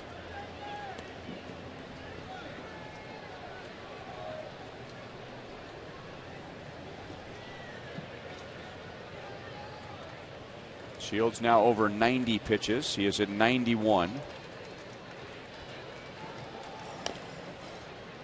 And it's still 1 ball, 2 strikes. In the top of the 1st inning, Shields' first pitch of the game resulted in a check swing single by Jennings, and then Matt Joyce hit a 2-run home run. So 2 batters into it, 2 runs, and nothing on either side since. Moustakas plays a short hop over to Hosmer, and that's the inning. And now Shields has retired 10 in a row. To the bottom of the 6th, Escobar, Butler, and Hosmer coming up.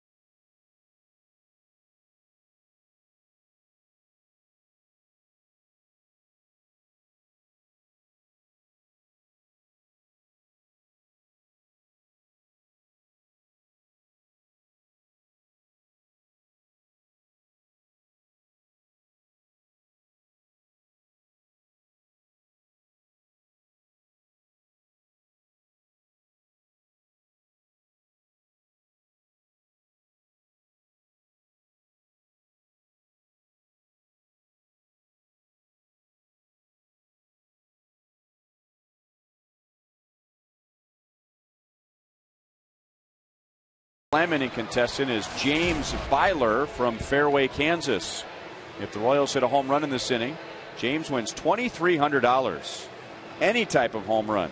But if it's a grand slam, that's worth $25,000 from Sonic and the Royals. Coming up, Escobar with 3, Butler with 3, Eric Hosmer due for his first. But Alex Cobb, in 34 2/3 innings this year, has allowed 1 home run.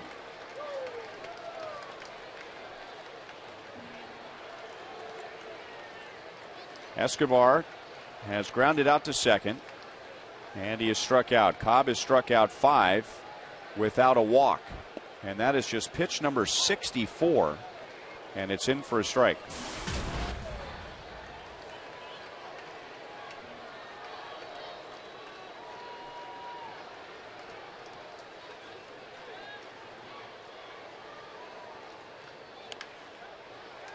Oh, and 2.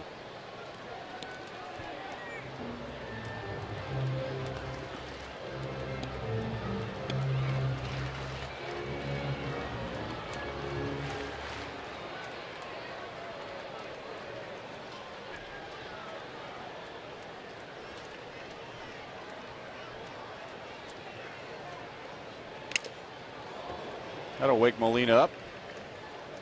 Still no balls, 2 strikes. You could tell Escobar was looking for something else there. He was just kind of fouling that off to stay alive. Fastball down the middle. That's why hitters have to look for the fastball. That's the easiest pitch to hit. And then adjust to the other pitches if you can. You don't want to miss those. And that's pulled foul. Easier to slow down than to speed up with the swing, right? That's right.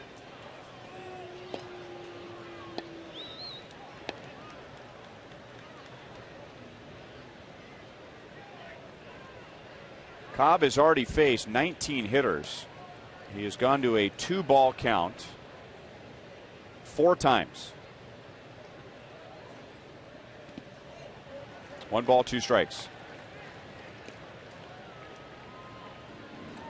He's not a big fan of wasting pitches, is he? Or time.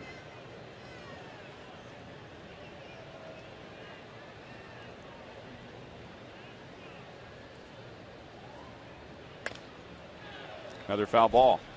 Okay, that was one elevated. Esky was in front of it. The longest matchup that Cobb has had so far is 7 pitches. And that was with Alex Gordon at the end of the bottom of the 5th. And now 7 pitches to Escobar. So at least by tonight's standards, that's a long at bat. And this one's pulled on the ground to Longoria, who throws quickly for the out. So no walks, 5 strikeouts for Cobb, and 5 1/3 as we take a look at tonight's AT&T U-verse reverse replays. Okay, first batter of the night.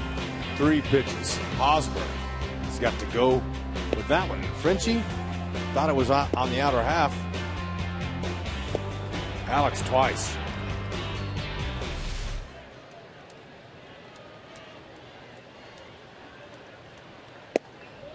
And he needles the outside corner, 93. That's about as fast as he's thrown tonight, so he's getting stronger.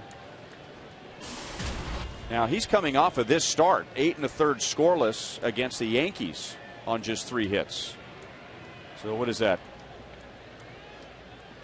106 pitches. So in his last 14 innings, he has allowed no runs on 7 hits. It's dealing. 2-1.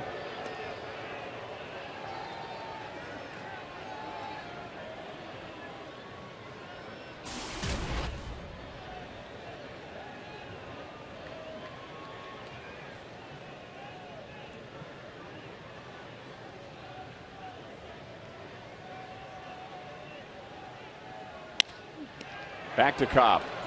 Billy hit it right into his glove, and they're 2 down.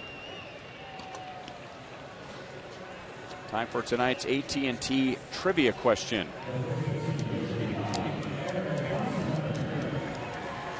Who are the two former Royals that went on to manage the Rays?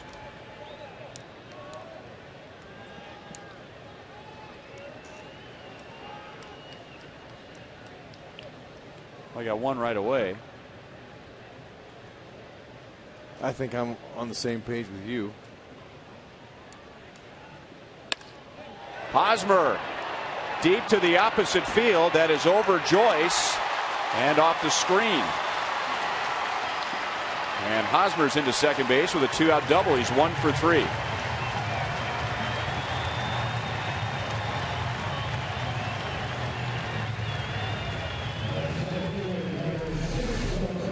All right, he finally got something he could get his hands extended on. That was nice. A ball down low. Hosmer's able to catch it. Kept his head on it. Great balance, good field. You know, that's what they were looking for him. He's got really good opposite field power. With 2 outs, maybe somebody can get him in. For the head position. Barely moves. Stiff front leg.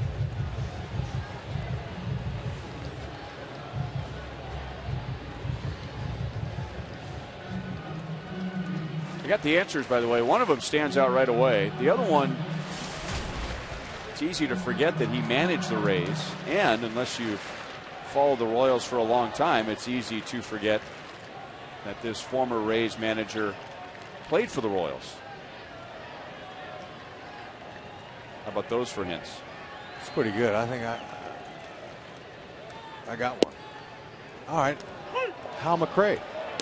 That, I think, is the easy one. Okay, that's right. Royals Hall of Famer. The other one was an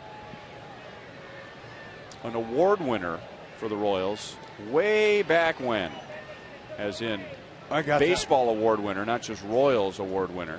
I got it. And that would be? I don't have to say it. If you want to let the fans, yeah, you know, have a few, because I think I got a lock on it.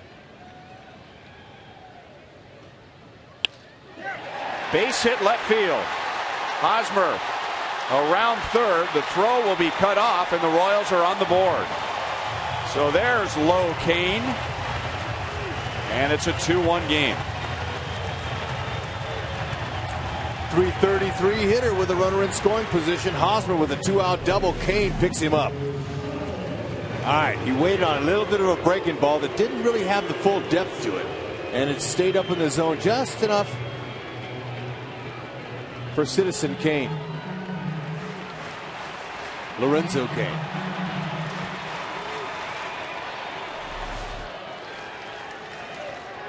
All right, maybe it's time for Moose's first homer. How about that?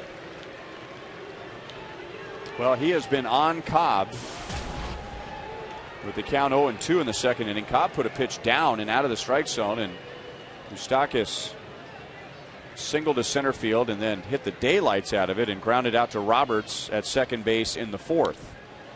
And now Cobb thinks that Kane might try and swipe second and get into scoring position for Moustakas.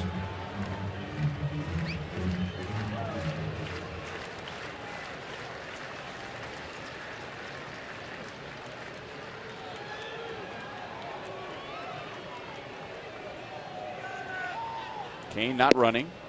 And the pitch is high, ball 1. Hey, that's where Moose is looking. He's looking up in the zone.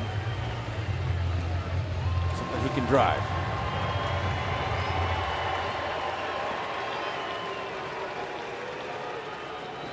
Johnson stole second with 2 outs last inning. Went to third on a wild pitch, but did not score. Kane not running again, and Moustakas deep into right field, and the Royals take the lead.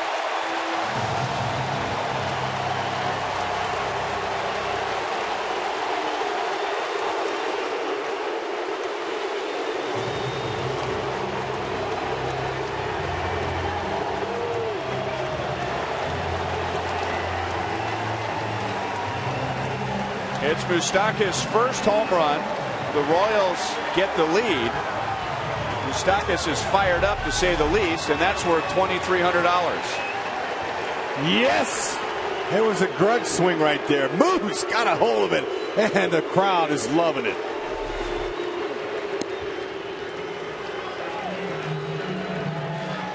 First home run since September of 14th last year. And a big one. And now Frank Coor hits it hard to left field.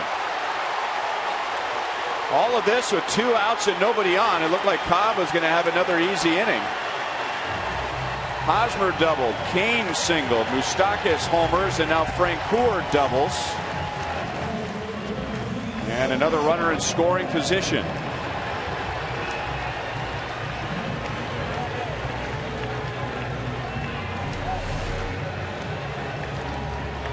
Okay, left it up in the middle. The same pitch to Moustakas, a changeup at 86 up. So that's the only thing. He's just elevating. Royals is waiting him out. Oh, Moose, way to go. That's for you, James. Go ahead, James. Moose just fired up coming in, man. Slapping fives, hollering, yelling, let's go. And I could tell by watching his BP today, he looked a little different. He was short to the ball really quick. His first 2 swings tonight were right on the ball, and man, has it been a long time. Moose says, all right, I'm back. With 1 hack.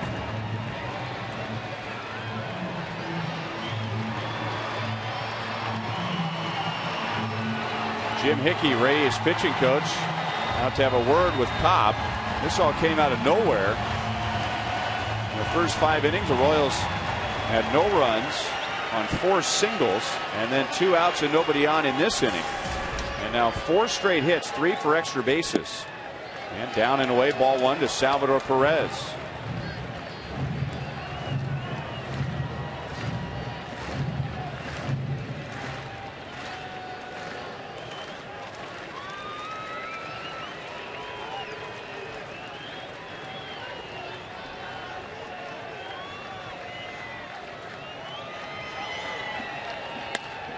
And that's into left center field and down for a hit.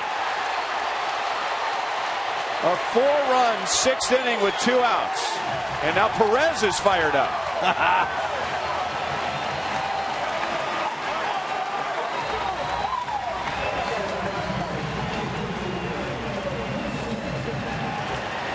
One Royal after another passing the baton. It's working. Talk about the confidence and the way things are contagious. That's exactly what that is. And it's just frenzy hitting, and one guy gets a big hit, and the rest just fall into place.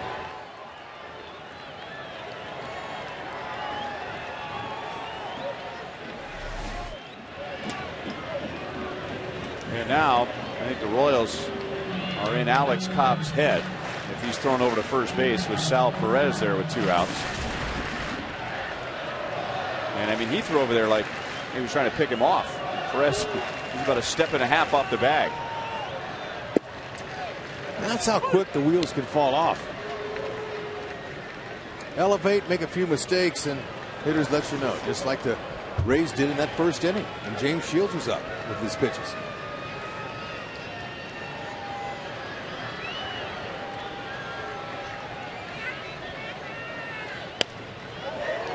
Oh, 0-2. Johnson is flied out, and he's single to left. Also has a stolen base tonight. That was just the 2nd home run given up by Alex Cobb in 35 innings. 2 home runs in 35 innings.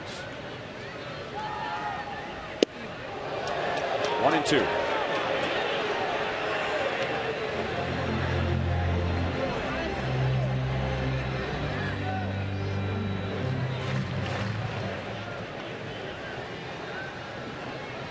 Joe Madden looking at his lineup card, and they're working in the Rays bullpen, so he's thinking matchups now. Who's coming up? Who does he want to have ready? Yep, and you usually manage an inning ahead. And that's into center field for a base hit. So Johnson has a 2-hit game against his former team. Well, this was the 3rd time through the order. Now, Cobb retired the first 3. third time through the order. Gordon, Escobar, and Butler, but after giving the Royals very little in the first 5, it is a 4-run inning on 5 hits. Okay, Joe Madden, he's not liking what he's seeing right now. Jamie Wright, former Royal, warming up in the pen. Joe wants to come and get him. He's a little bit nervous about Alex Gordon.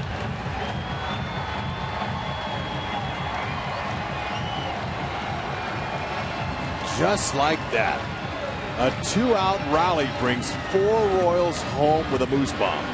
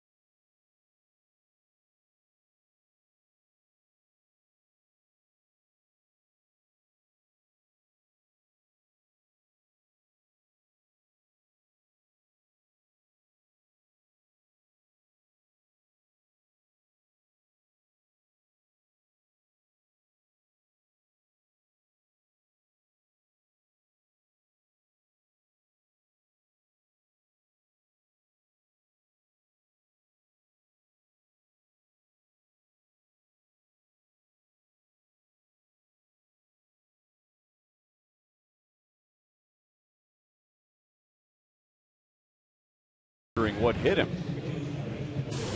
Every Wednesday is Ink Student Night and Local Music Showcase. Just show your valid student ID at the box office. You'll get a $7 ticket. Make sure to get here early for drink specials and live local music in the outfield experience before the game. Tonight, the band She's a Keeper.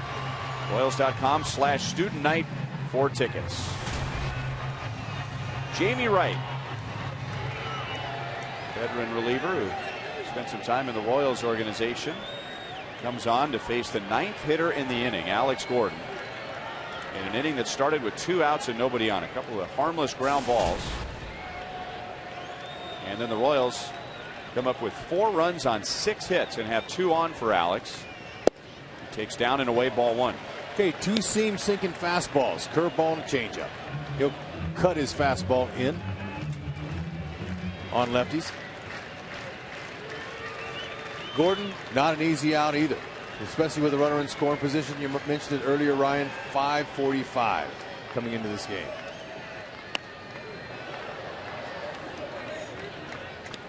One and one on Alex.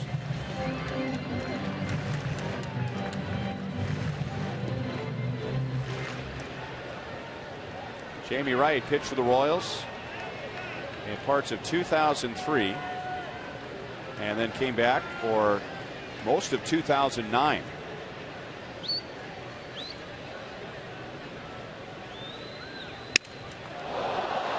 Bat explodes and almost hits Elliott Johnson. He goes first to second. Alex grounds out, and that ends the inning. What an inning. Why is Mike Moustakas so fired up? Got his first home run of the season, and that was worth $2,400 in the Sonic Slam inning. Pilots and Bombardier open up them Bombay doors.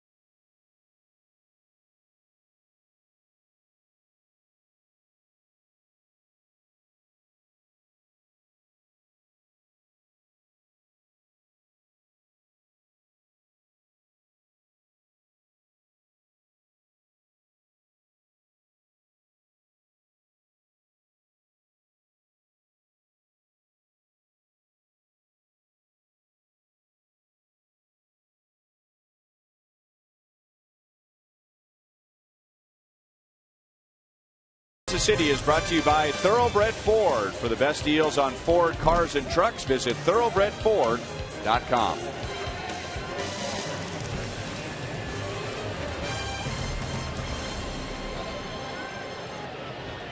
Now James Shields has the lead thanks to Mike Moustakas, Lorenzo Cain, and Salvador Perez driving in 4 runs in the 6th inning.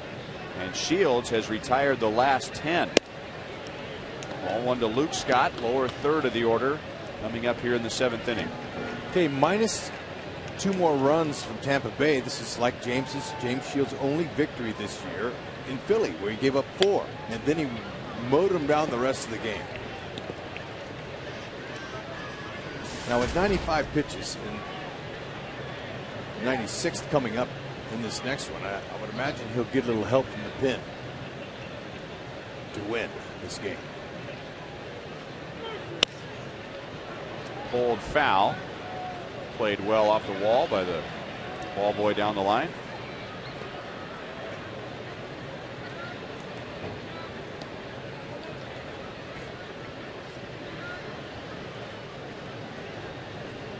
Rays scored 2 in the 1st inning on a Matt Joyce home run, and since then Tampa Bay has 2 singles since the 1st inning. Got the corner for a strikeout, and for Shields that is number 6.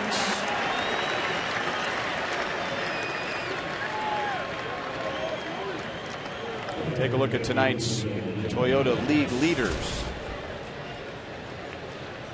League leaders in earned run average in the American League. The Royals second to the Texas Rangers.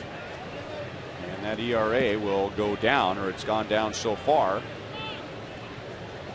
Just 2 runs in 6 innings. On the ground is short. And Molina is out. He is 0 for 3. 12 straight retired by Shields.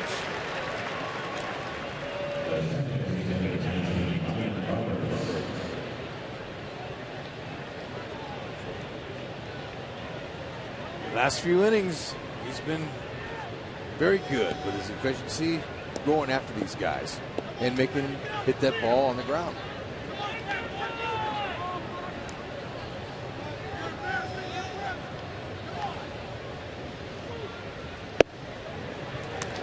Still throwing 94 miles an hour. 0-1 on Roberts, who is 1 for 2.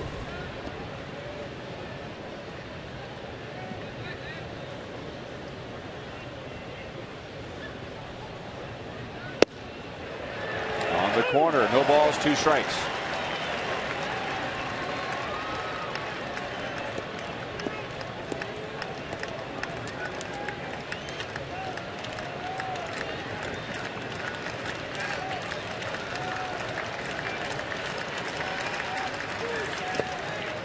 One and 2.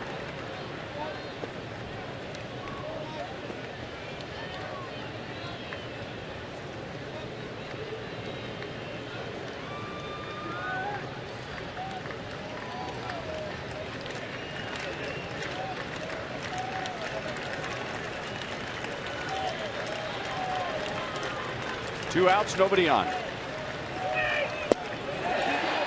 3 outs, nobody on. 7 strikeouts for Shields. He's retired the last 13. And over a longer stretch, 17 of the last 18. Big game James. Passion.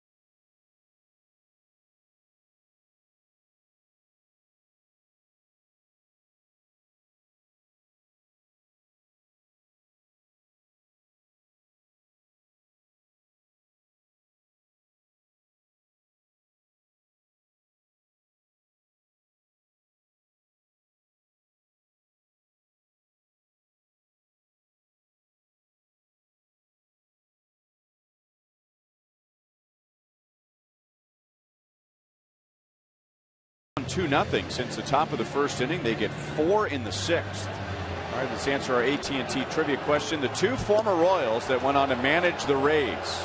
Lou Piniella, Hal McRae.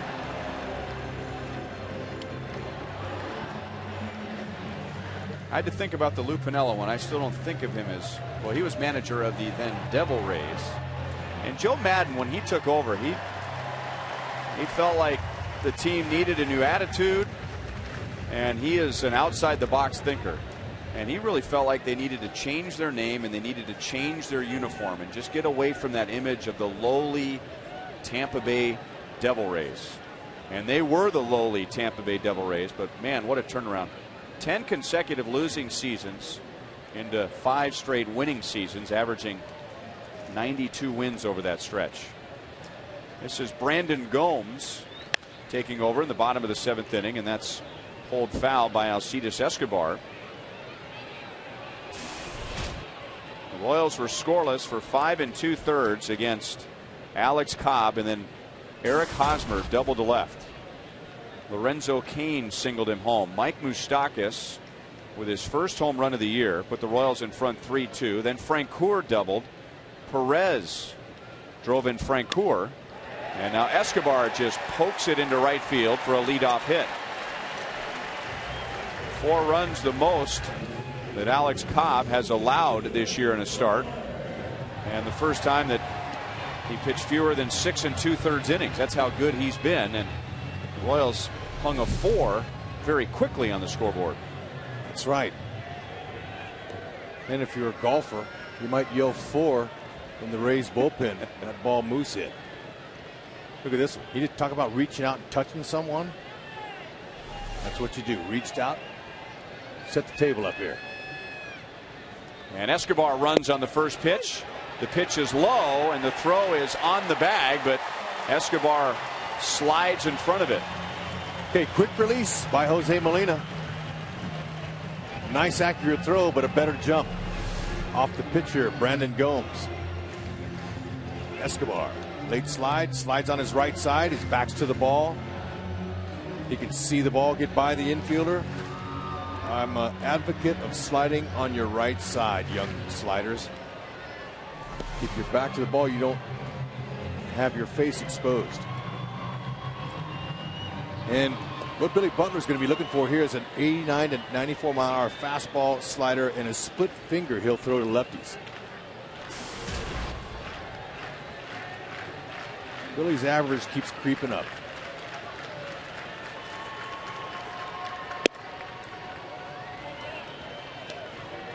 One ball, one strike. Billy's hitting .412 with runners in scoring position.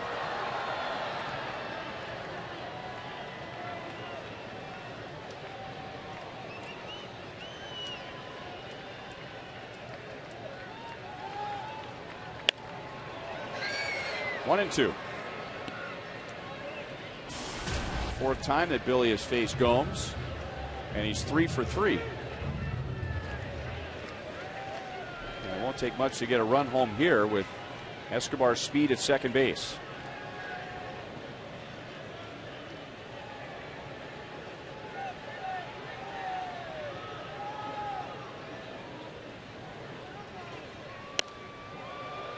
This is a tough stretch of games beginning for the Royals tonight. Over their next 32 games, 29 will be against teams that had a winning record last year. And what an exciting start. Now there's still 6 outs to go on defense to try and steal, however you look at it, this victory.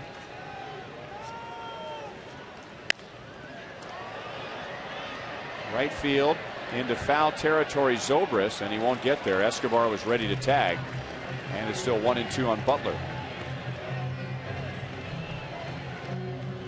Escobar and Escobar, from Cuba on the left, from Venezuela on the right.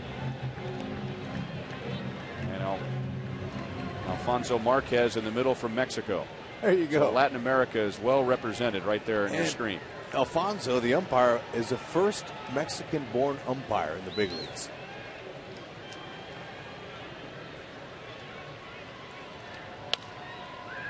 Still 1 and 2.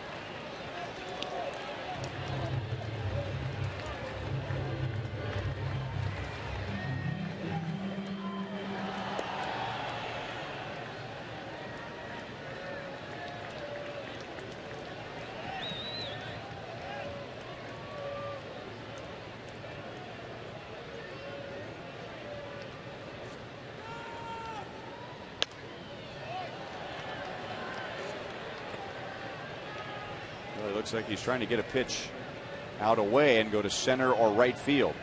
That's right. He sees that hole we're seeing up here.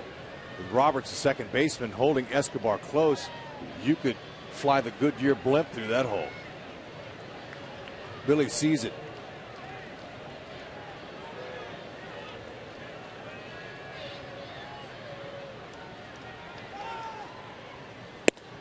And he was trying to go to right field. In fact, you could see by his follow through that that's what he's trying to do. That may not have been a strike. And that's the first out of the 7th inning. Yeah, he just got that one by Billy. A little bit away.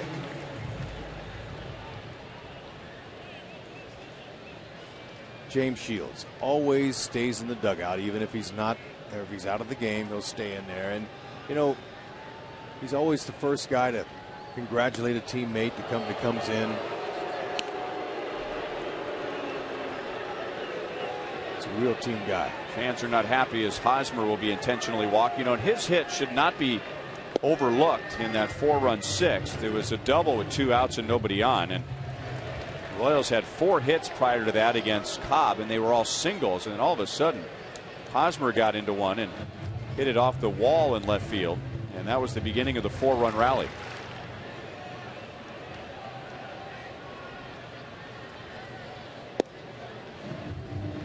So Joe Madden wants to set up the righty-righty Gomes and Kane.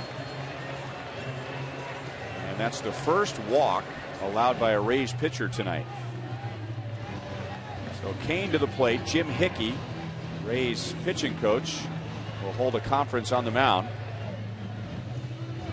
And after Hosmer's double in the 6th inning with 2 outs, Lorenzo Cain put the Royals on the scoreboard for the first time. He sure did. Shortened up that swing, but he looked for something up. It was a breaking ball. It stayed up. Lorenzo, with his typical laid back style, after he swings it, he leans back.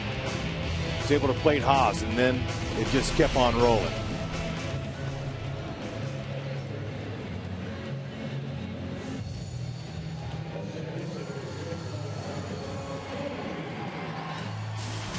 Don't forget to vote for the Royals Player of the Month, sponsored by Majestic and Rally House.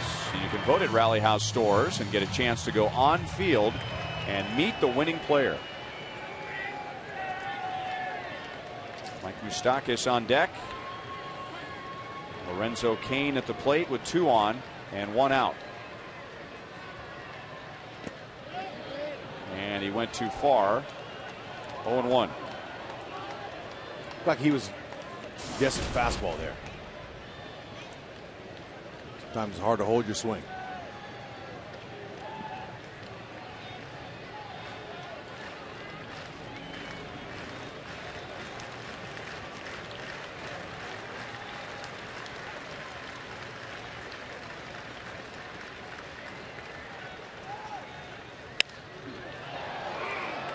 Shallow center field. Roberts is out, and that ball's going to drop in between 3 Rays, and they won't get an out. They had a force at second base, but that throw almost ended up in the third base dugout. Boy, Lorenzo Cain, he's living right. He'll take that knock. Roberts looked like he had a beat on it, and all of a sudden he just stopped pursuing it. So if you're a runner like Hosmer, he's going to go try to get halfway at least, because he's got to be able to get back if he catches it. But Jennings goosed the throw. They had him at second base. And they'll take it. Bases are full and Moose is up. And the most heads-up play was made by Gomes, the pitcher. That ball got by Longoria. And now Moustakas with the bases loaded. Last time up, last inning, with a man on in a 1-run game. He hit his first home run of the season into the Rays bullpen. He has 2 hits tonight, and his only out was scorched on a ground out to second base.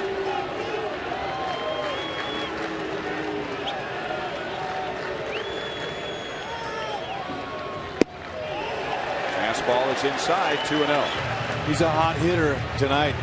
I'd be really careful with this 2-0 pitch coming.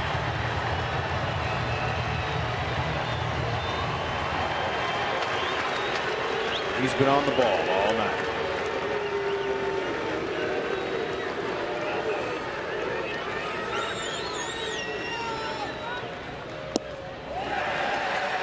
Yep, sure enough, he put a wrinkle on.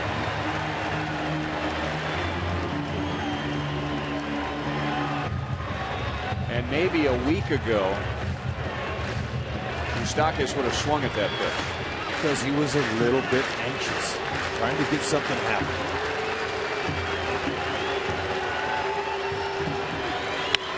Swinging on 3-0. He didn't get it, but he'll get an RBI. So Moustakis has driven in 3, and the Royals have a 3-run lead.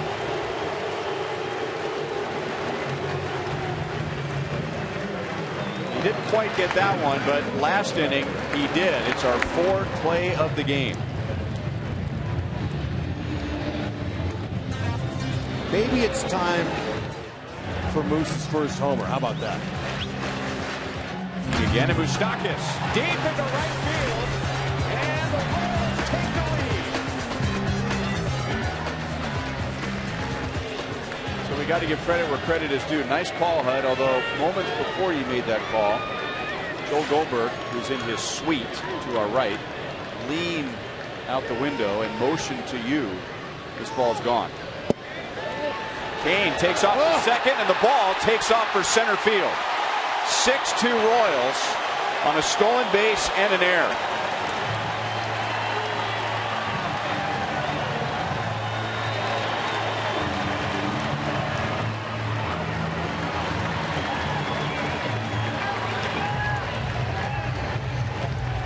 They had the idea that Roberts would catch the ball, cut it off, and get Hosmer coming home here, but Molina couldn't find the target.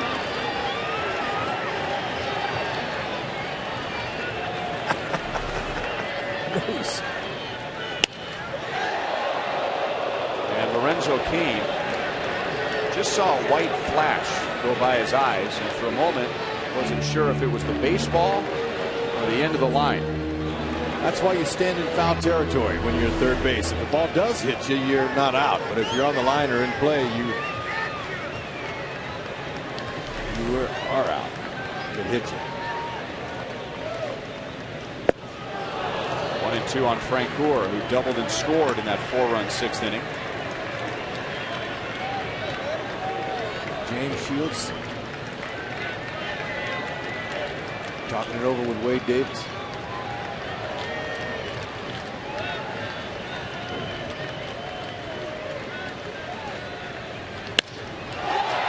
Right field, that's well hit. Zobrist at the track, and it's off the screen. And Francoeur wants 3. Hustling all the way, head first, in with an RBI triple. It's like we've seen 2 different games tonight.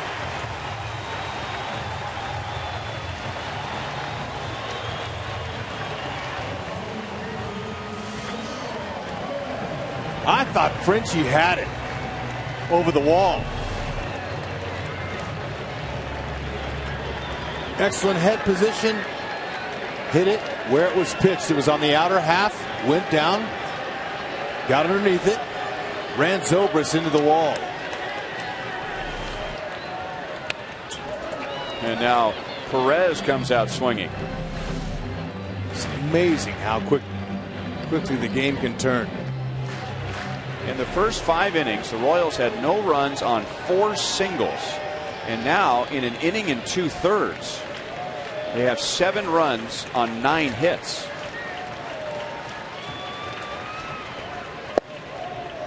Over the inside, no balls, 2 strikes. And of those 9 hits in the last 2 innings, 5 have been for extra bases. Make that 4 for extra bases, a triple, 2 doubles, and a home run.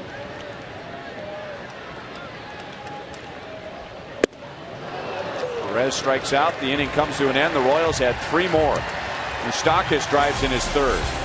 Francoeur his 1st of the game. And the Royals have a 5-run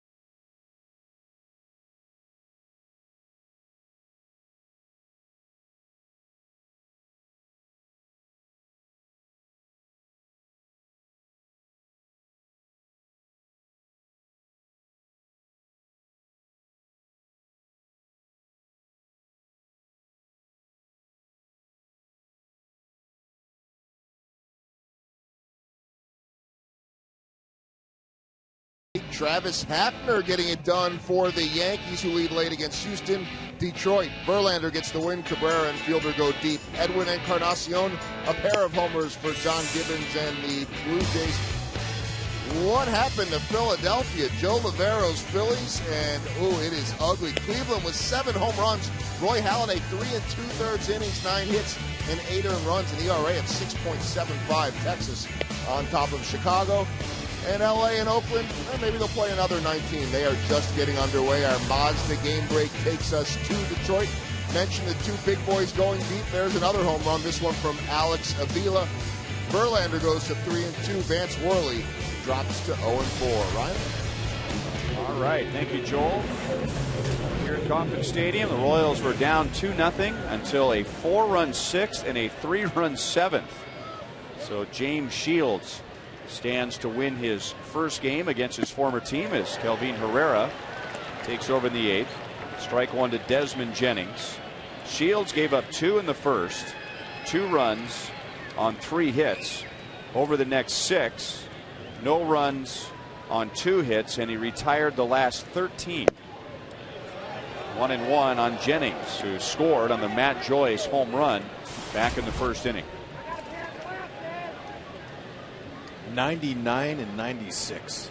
First 2 pitches out of Herrera. He's got that changeup, slider. 2 balls, 1 strike.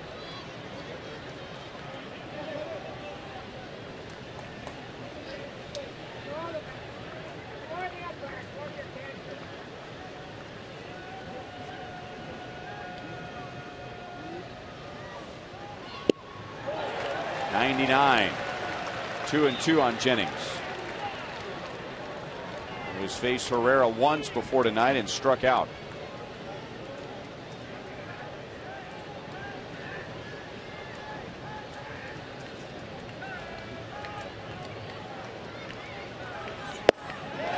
Nothing fancy there.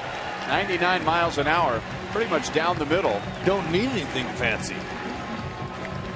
That is blown by him.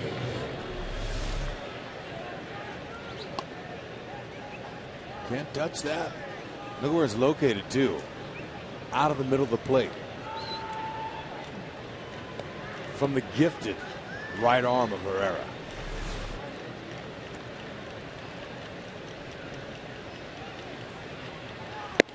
And now high to Matt Joyce, who hit the 2-run home run in the first inning, his 5th of the year. And the Rays held that 2-0 lead until the bottom of the 6th. They haven't scored since. They haven't come close to scoring since. They have had 2 base runners since that first inning, and none has reached second base.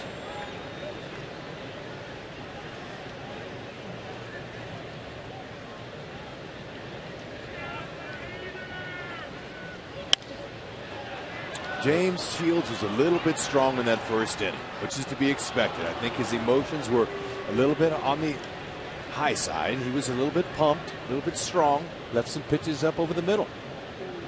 But then he proceeded to keep his calm and go about his job. Perez tried to pull it back in the strike zone. 2-2.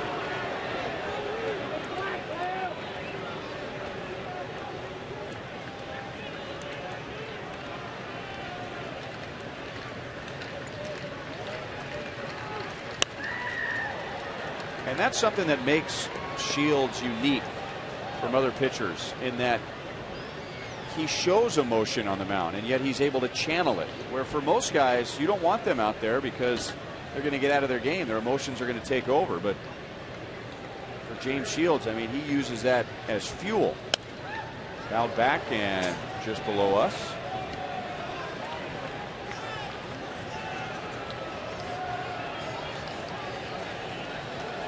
Urban Santana, on the other hand, much more calm on the mound. Who knows what's going on the inside, but his emotions hardly change at all when he's pitching.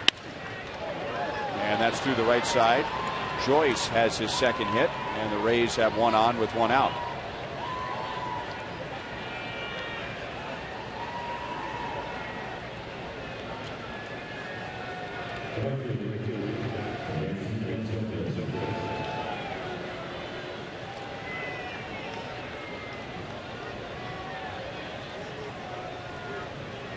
And now Ben Zobrist, the number 3 hitter. He is 0 for 3.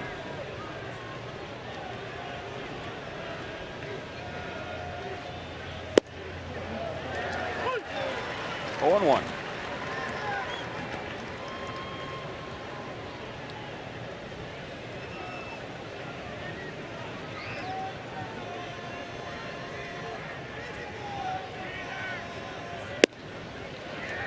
One ball, one strike. You know, you sit on that fastball, you do all you can to try to catch it, but it's got late life moving away from you. It makes it very difficult to square it up. Salvi wants this one down.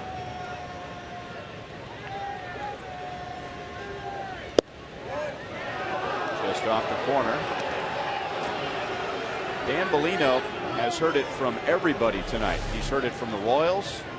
He has heard it from the Rays. And he's heard it from the crowd, but according to the grid, that was the right call.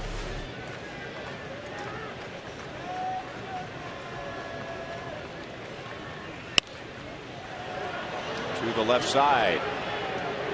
And the Moose calls. As Moustakas makes the play in foul territory, 2 down. Let's answer tonight's Sprint Unlimited Answers question. The American League Pitcher of the Month. 44% going with the pitcher who is 5-0 in the month of April for a first place team, Clay Buchholz. Thank you for your vote.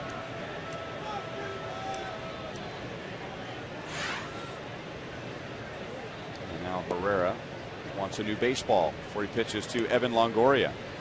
Mentioned in the first inning and right after Joyce hit the 2-run home run that the Rays were on a home run binge, and Matt Joyce's home run gave them a home run in 15 straight games to tie a team record.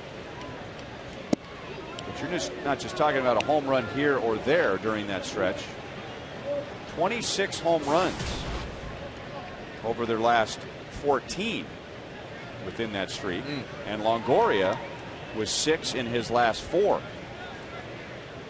And they came out swinging tonight. And that skips past Hosmer and goes into right field, and will allow Matt Joyce to move up to second base. And remember, 2 years ago, Salvador Perez made his big league debut in Tampa Bay, and he picked off 2 Rays runners. So that's been part of the scouting report in stone ever since that game. Exactly. Now he lost his footing. He's saying that's my fault. He snaps out of that little coiled position, never even stands up, but his leg left him, and he kind of didn't have a good base underneath him. Those home runs you're talking about, Ryan, those come in handy for pitching, relievers, whatever. It gives them that extra 2-3 runs in one swing in the bat. Jammed him badly. That Carrera could have made the play, but Moustakas comes over from third, and that ends the inning. That's 7 consecutive scoreless innings for Shields and Herrera since the 2-run first.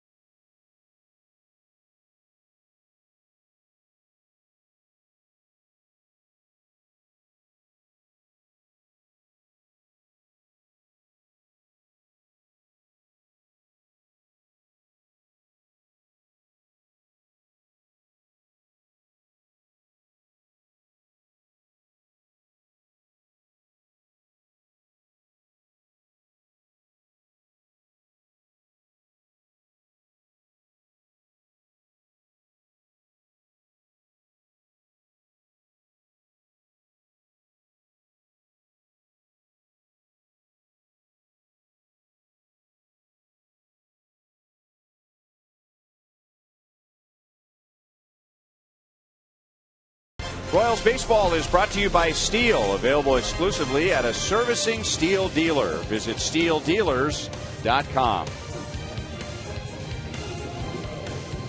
Beautiful night in Kansas City, and quite pleasant inside the ballpark as the Royals have a 5-run lead going into the bottom of the 8th inning. This is Cesar Ramos taking over in the bottom of the 8th. He is the 4th Rays pitcher.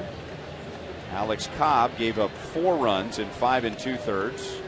Jamie Wright got the final out of the 6th, and then the Royals scored 3 runs off of Brandon Gomes in the 7th. So Johnson bats right-handed for the first time and takes strike 1. He's a left-hander.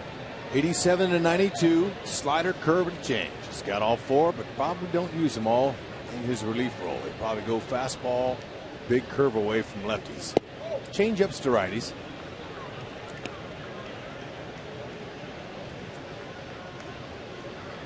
Johnson, first game against his former team, has 2 hits and a stolen base.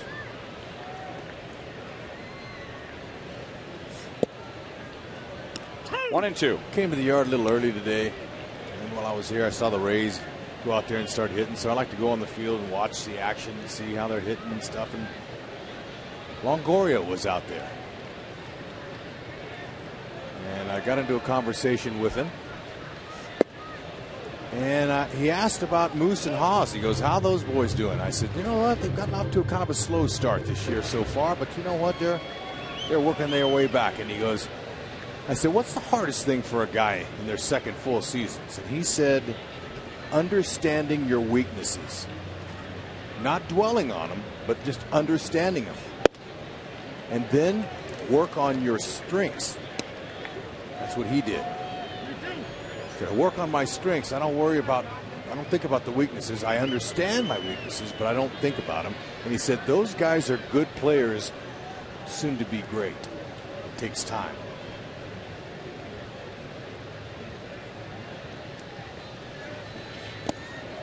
And now Johnson walks to lead off the 8th inning.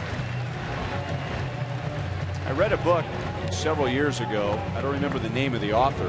The name of the book was Strengths Finder.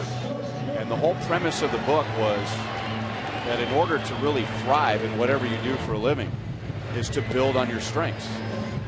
And, you know, to add on to what Evan Longoria says, yeah, you want to be aware of your weaknesses. But the theory was that people at times focus too much on improving their weaknesses that their strengths begin to dwindle, begin to fade away. A lot of truth to that.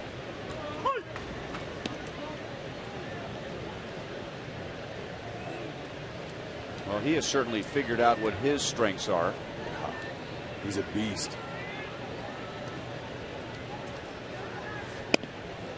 Check swing. That away, Alex.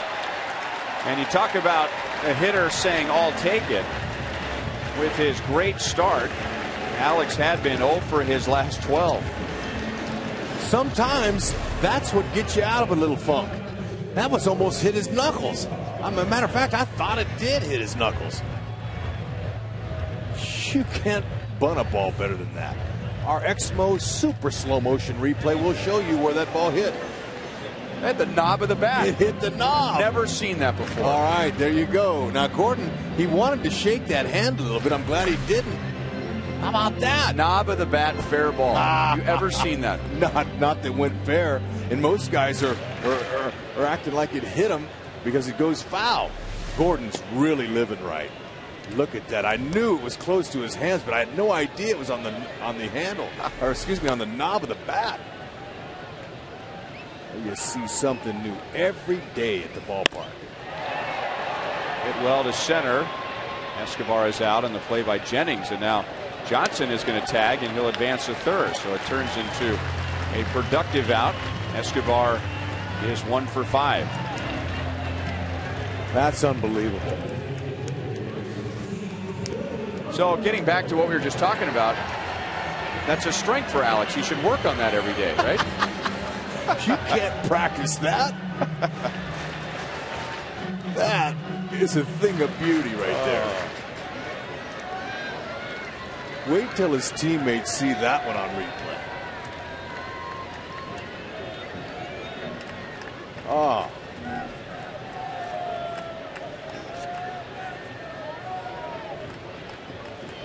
Billy is 1 for 4 with a first inning single. That's high from Ramos, who is out of Long Beach State. So he was a college teammate of Evan Longoria. How about Evan Longoria and Troy Tulowitzki on the same college team? Not fair.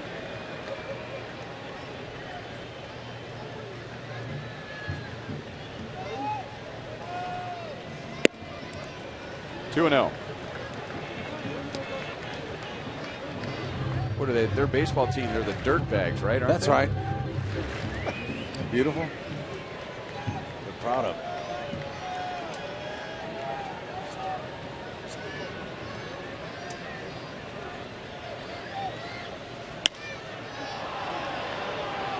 Not very deep. Johnson runs well. He's got to go. Zobrist the play. Throws all the way to the plate. Not in time. Johnson got his hand in front of the tag.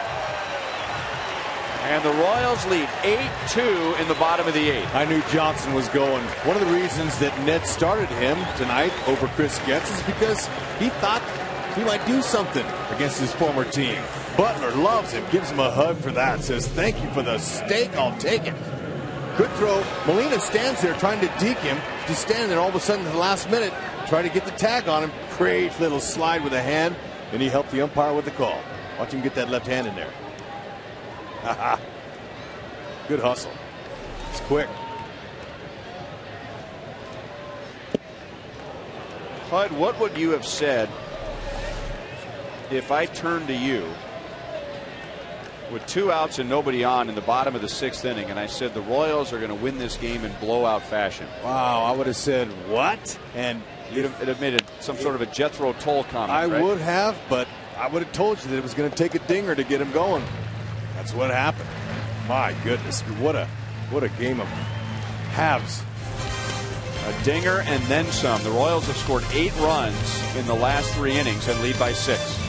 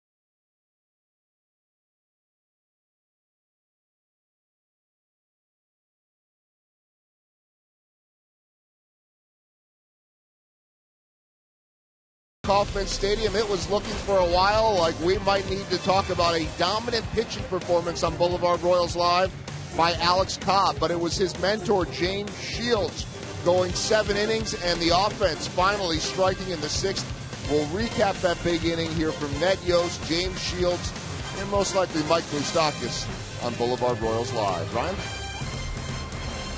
Okay, thank you, Joel. We look forward to that. And that might come sooner rather than later with the way Greg Holland has been pitching lately. 16 strikeouts. And that is in 8 innings. And those strikeouts have been coming in bunches lately. Of the last 16 hitters that Greg Holland has faced, he has struck out 12. And strike one to James Loney. And when he goes strike one, he'll tell you that's my best pitch. Strike one, and he's able to set hitters up with his slider and his splitty.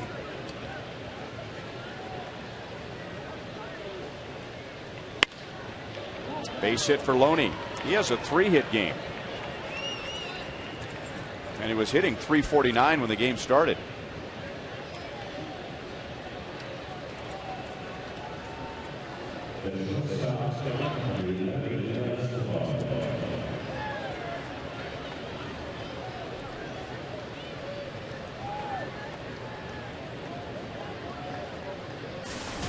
Yunel Escobar is 0 for 3 and batting .158. 12 hits and 76 at-bats. He hadn't played since Wednesday with a sore right hamstring. 0-1. Okay, you know, I'm happy for James Loney. You know, last year the Dodgers traded him to Boston. He played 30 games, had 100 ABs, hit just .230 with a couple of homers, and then they just discarded him. Said, you know what, we don't need you. So I moved to Tampa Bay, and he's making a believer out of Joe Madden. And now Escobar. That's into left center field. Alex cuts it off deep. Escobar is going to try for 2. And he is out at second base. He can't believe it. Good throw. Quick tag by Elliott Johnson. 1 down. Elliott Johnson, he made that out. Good job by Alex. Give him another assist. As he's steady as always, plants and fires and throws a 2-hopper, and Johnson somehow got a tag on him before he got to the base, and Escobar wasn't too happy about it.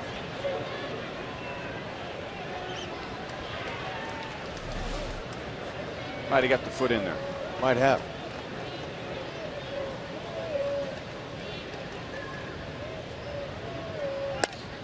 And now Luke Scott. Shallow center. Kane gets behind it. Loney will not tag. Loney doesn't want to end the game at home plate. You know, I was just going to say, even though it appears, at least from the angles we've seen, that Escobar may have gotten his foot in there in a 6-run game in the 9th inning. I mean, it's very unlikely you're going to score 6, especially against Greg Holland. But if you are going to score 6, you need base runners. You don't really need to be pushing the envelope that early, do you? No, I agree with him. Shouldn't have been going. So 2 down, and now Jose Molina.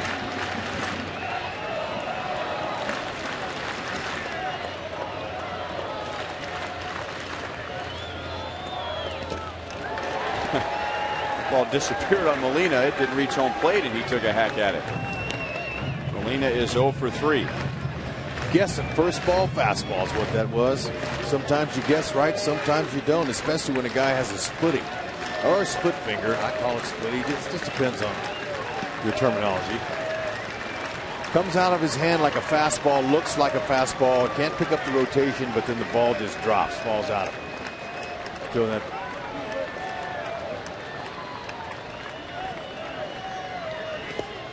Same pitch. Molina didn't go for it this time. 1-1.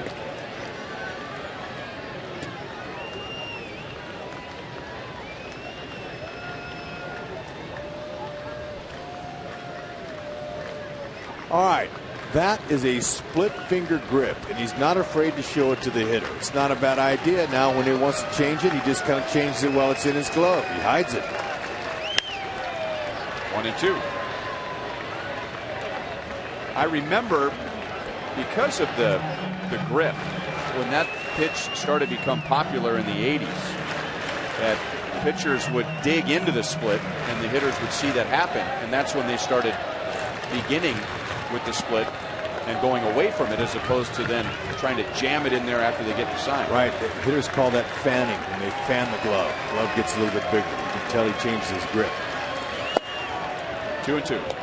And also look at that patch that's sewn over Holland's glove on his finger.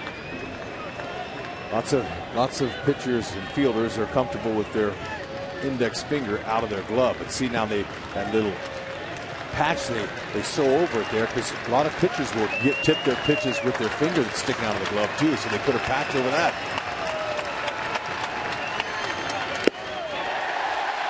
Ball game over. What a night for Mike Moustakas, for Eric Hosmer, for James Shields, and what a night for the Royals. Down 2-0 with 2 outs in the bottom of the 6th inning. They score 4. They add 3 more in the 7th, 1 more in the 8th, and end up with an 8-2 victory in Game 1 with Tampa Bay. James Shields took a licking and kept on ticking. It's a beautiful thing to see him go out there and stay in the game, keep his team in the game until they were able to erupt on Alex Cobb. Moose was loose here at the K. Nice to see that for Moose. The Moose calls will continue, as I'm hoping that Goldie gets a chance to interview him. So still, the Royals' longest losing streak is 2 games as they win tonight, and now they've won 4 in a row against Tampa Bay here in Kansas City. And they've won 8 of their last 11 against Tampa Bay here in Kansas City. Let's go down to the field, and here's Joel. All right, Ryan, no surprise that we are joined right now down on the field by Mike Moustakas, and we'll let the fans do that first.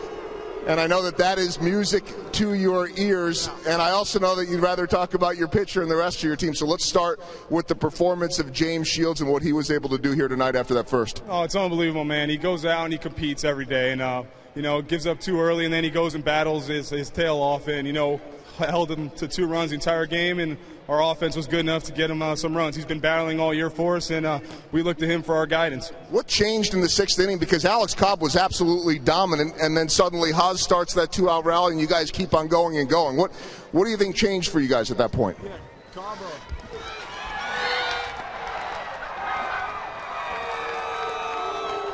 George Kataris and Salvador Perez. Anyway, you look unaffected. Oh, I love that. I want more of it.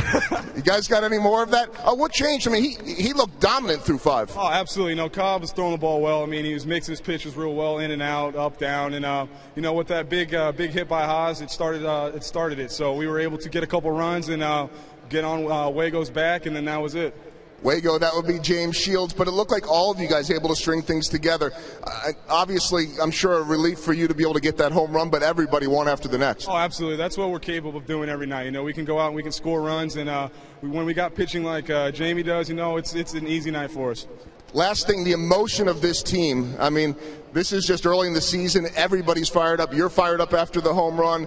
You see Elliott Johnson going in there with the tag up. Everybody. Just tell me about that with this team. That's the way we go about our business, man. We go out every night and we come to play. We come to win a game every night no matter what happens. And it's contributed by somebody else each night. So it's been amazing up to this point. It's going to be fun the rest of this year. I just want to say thank you to you guys out there. You guys are awesome. Moose, great job. Many more Gatorade celebrations to come. Many more. Mike Moustakas, as he is serenaded by the fans, and well-deserved for him tonight with the big 3 RBIs and his first home run. Ryan? All right, Joel. Well, Moustakas said, we come to play. That's the team's slogan this year.